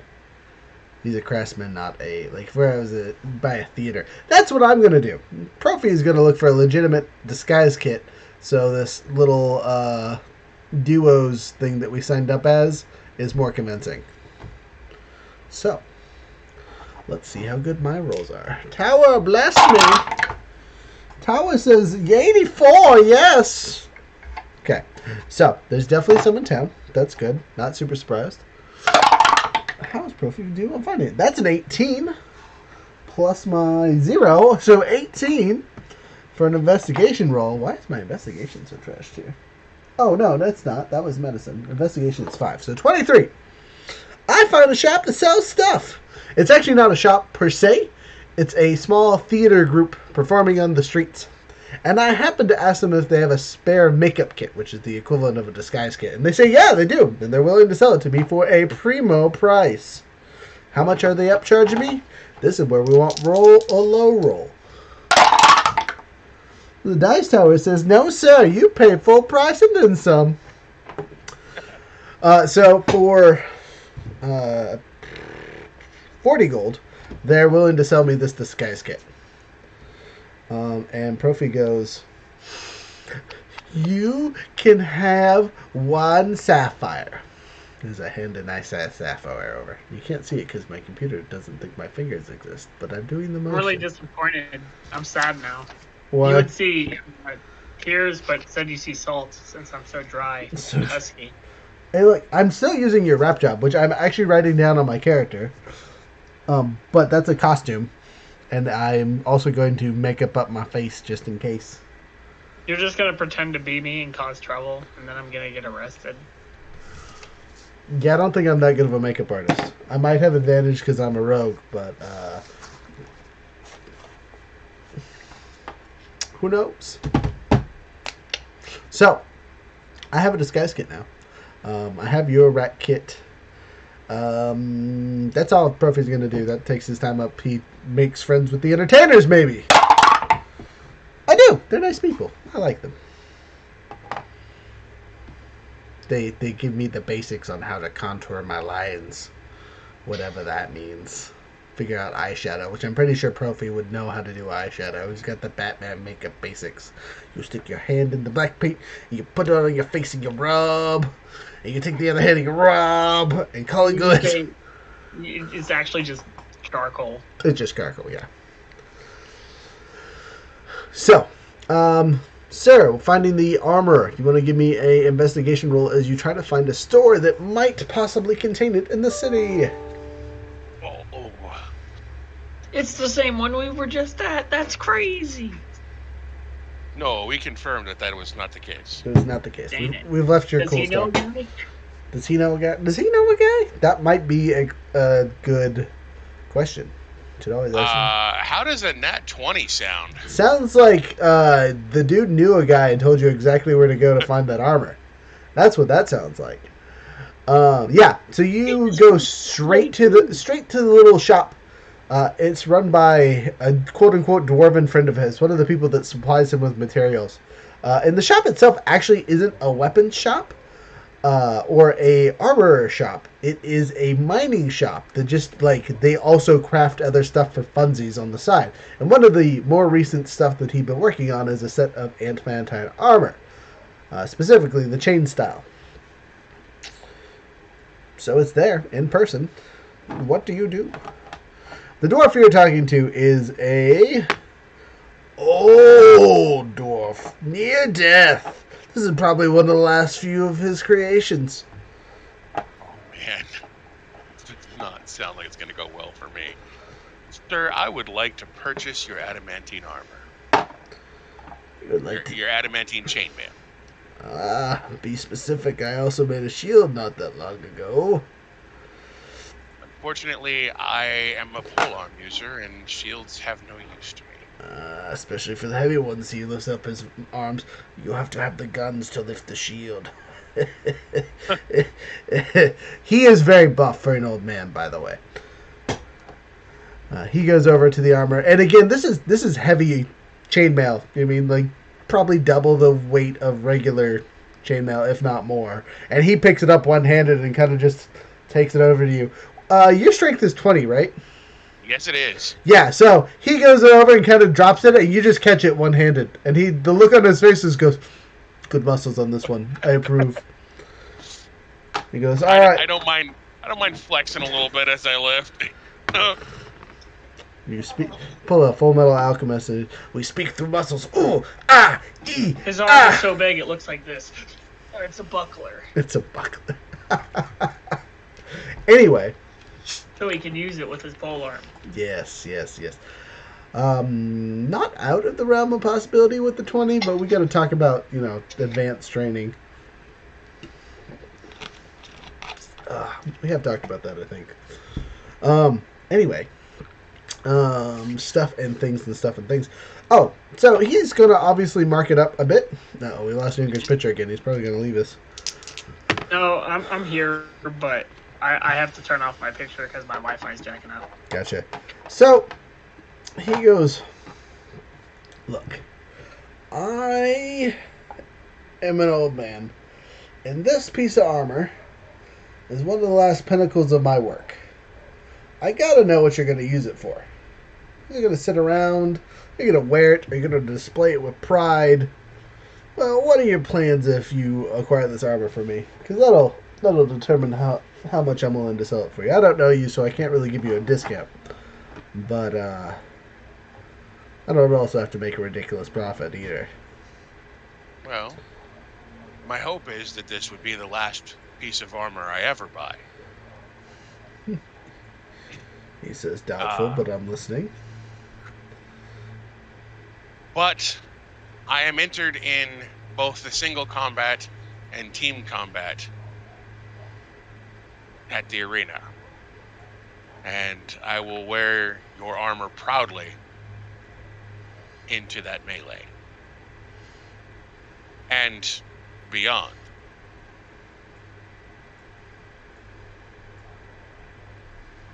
You better announce his name when you walk into the ring.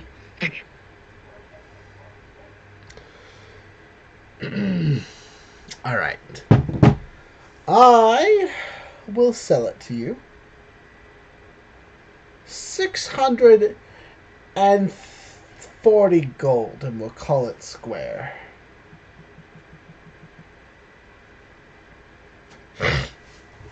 You will notice that it isn't just basic chainmail. There is a design in it. It does look nice. Obviously, it is fresh and hasn't been used in combat.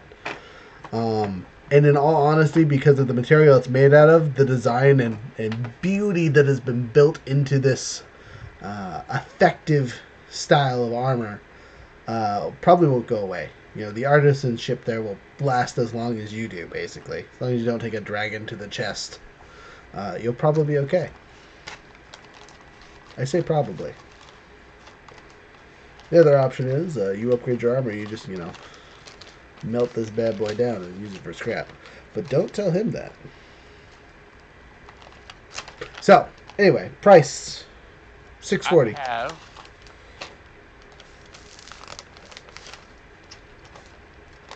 Did you ever give me a value on the ruby ball? I did not, but the ruby ball is not something you're going to want to sell. It is a quest item. Not that you would know that necessarily. Damn. Yeah, you've had What that. are potions of invisibility and fly worth? Those are good questions. Well, so Potion of Fly is a equivalent of first level spell, which is the equivalent of a uncommon item. So you're looking low end 250, 100, somewhere around there. And invisibility is a second level spell, which still falls under the same category. So same thing, uncommon item. Or wait, sorry. Let me look at the spell scrolls because they're basically the same thing.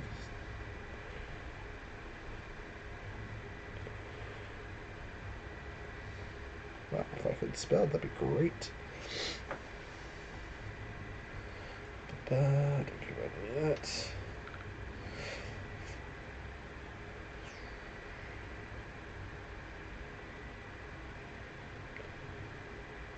But technically, a potion would be ×3 because you said it has 3 uses. Not those kinds. Those are the kinds that you can't sip that. That's specifically for like health potions and stuff. Okay. I mean, you can take 3 swigs of it, but it doesn't activate till the 3rd swig.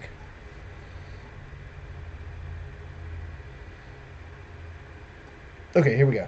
So, spell scrolls. So, the first one is common, so at most you're getting 100 for the fly one. But the invisibility one is uncommon, which means you could max it out around 500.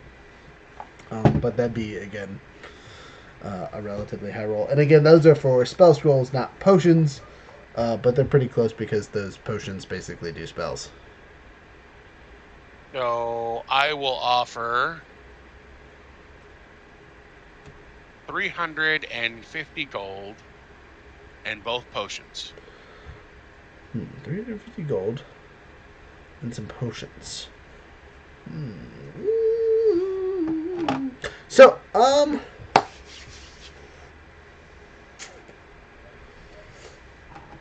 gonna roll a d12 to see how he feels about that offer. Okay. All right. So he doesn't hand it over immediately. I'll kick in my current armor.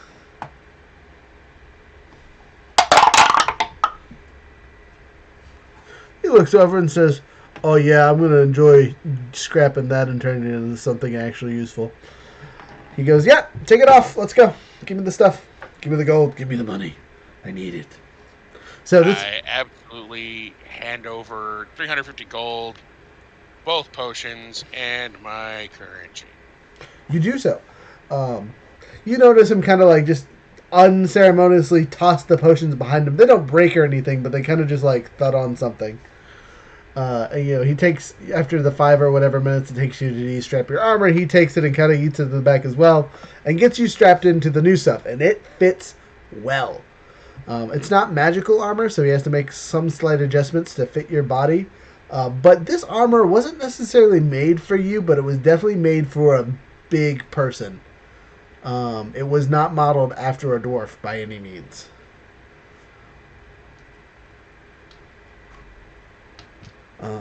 With that being said, or the thought behind it, you do not change your AC at all for gaining this type of armor, but criticals no longer actually affect you. They hit you like normal hits, which means for our purposes in this campaign, since we do regular crit rolls with extra story effects, you don't ever have story effects happen to you. And the roll part obviously just goes back to normal. But the story effects generally will not hurt your character. So if there's a story effect that would hurt you because reasons, it's not going to be because someone hit you well. It's going to be because your friend did something dumb and everyone suffered. But even then, you might miss those. Because magic.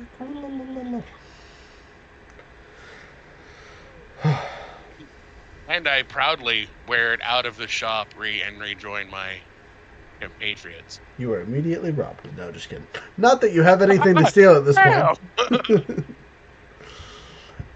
So, I think this is a good point to wrap it up, as you proudly strut out in your armor into the city, shining gleefully. It's actually really dull, so the sunlight doesn't really bounce off it or anything. My imagining of adamantine is like this super dark, almost black-like metal. Mm-hmm. That's not about with kind of like a silvery undertone, so it looks like your outline is in silver, but no. So it's just like a really dark gray. It's not black. It is just a really dark gray because again, it has kind of a silver edging everywhere. So everywhere there's joints and stuff, it kind of looks like if you were drawn with with charcoal, and they use black charcoal and gray charcoal is how they kind of did your coloring. Have you ever seen a real person look like a cartoon, kind of like Borderlandsy? Yeah. That's kind of the effect the armor gives off. From a visual standpoint. It doesn't do anything mechanically wise. You look so cute, man. You look like a goddamn anime hero. It's great. So, with that being said, anime hero status attained, super sneaky status attained, and even more anime hero status with the elven chain. You guys are defensed up. You're ready, we can fight somehow. Profi over here still crying with a 14 AC, but that is besides the point. One of He these has days. money. I do have money. I didn't spend any. I spent some, but mostly just spent gems this session. Take these gems. It was absolutely worth spending the money. Yeah, 100%. Yeah, especially with how I roll with you. Easy buy. Oh God, you're not lying. I don't know I'm how. in debt. I don't know how I haven't killed your character at this point. You are in debt, but luckily it's to the group, so no interest at this point. Yeah, I might still break your leg. Just for funsy, he'll put it back together later. You're a necromancer. You can basically heal, right? So that being said, we're gonna cut it off, so we're not taking super long. For those of you watching the YouTube / Twitch, holy cow! For those of you watching the Twitch, go ahead and remember our code. It is Junebug, JUNEBUG, all one word. The J and the B are capitalized. 5% off on the store stuff. The only thing it doesn't save you money on is the Wizard's Tea and your Session Zeros, because we've already discounted those to heck and back. So don't worry about that. Everything else, though, for sale, for good. Yaha. Anyway, I hope everyone has a wonderful night. And with adventure in mind, have a great week.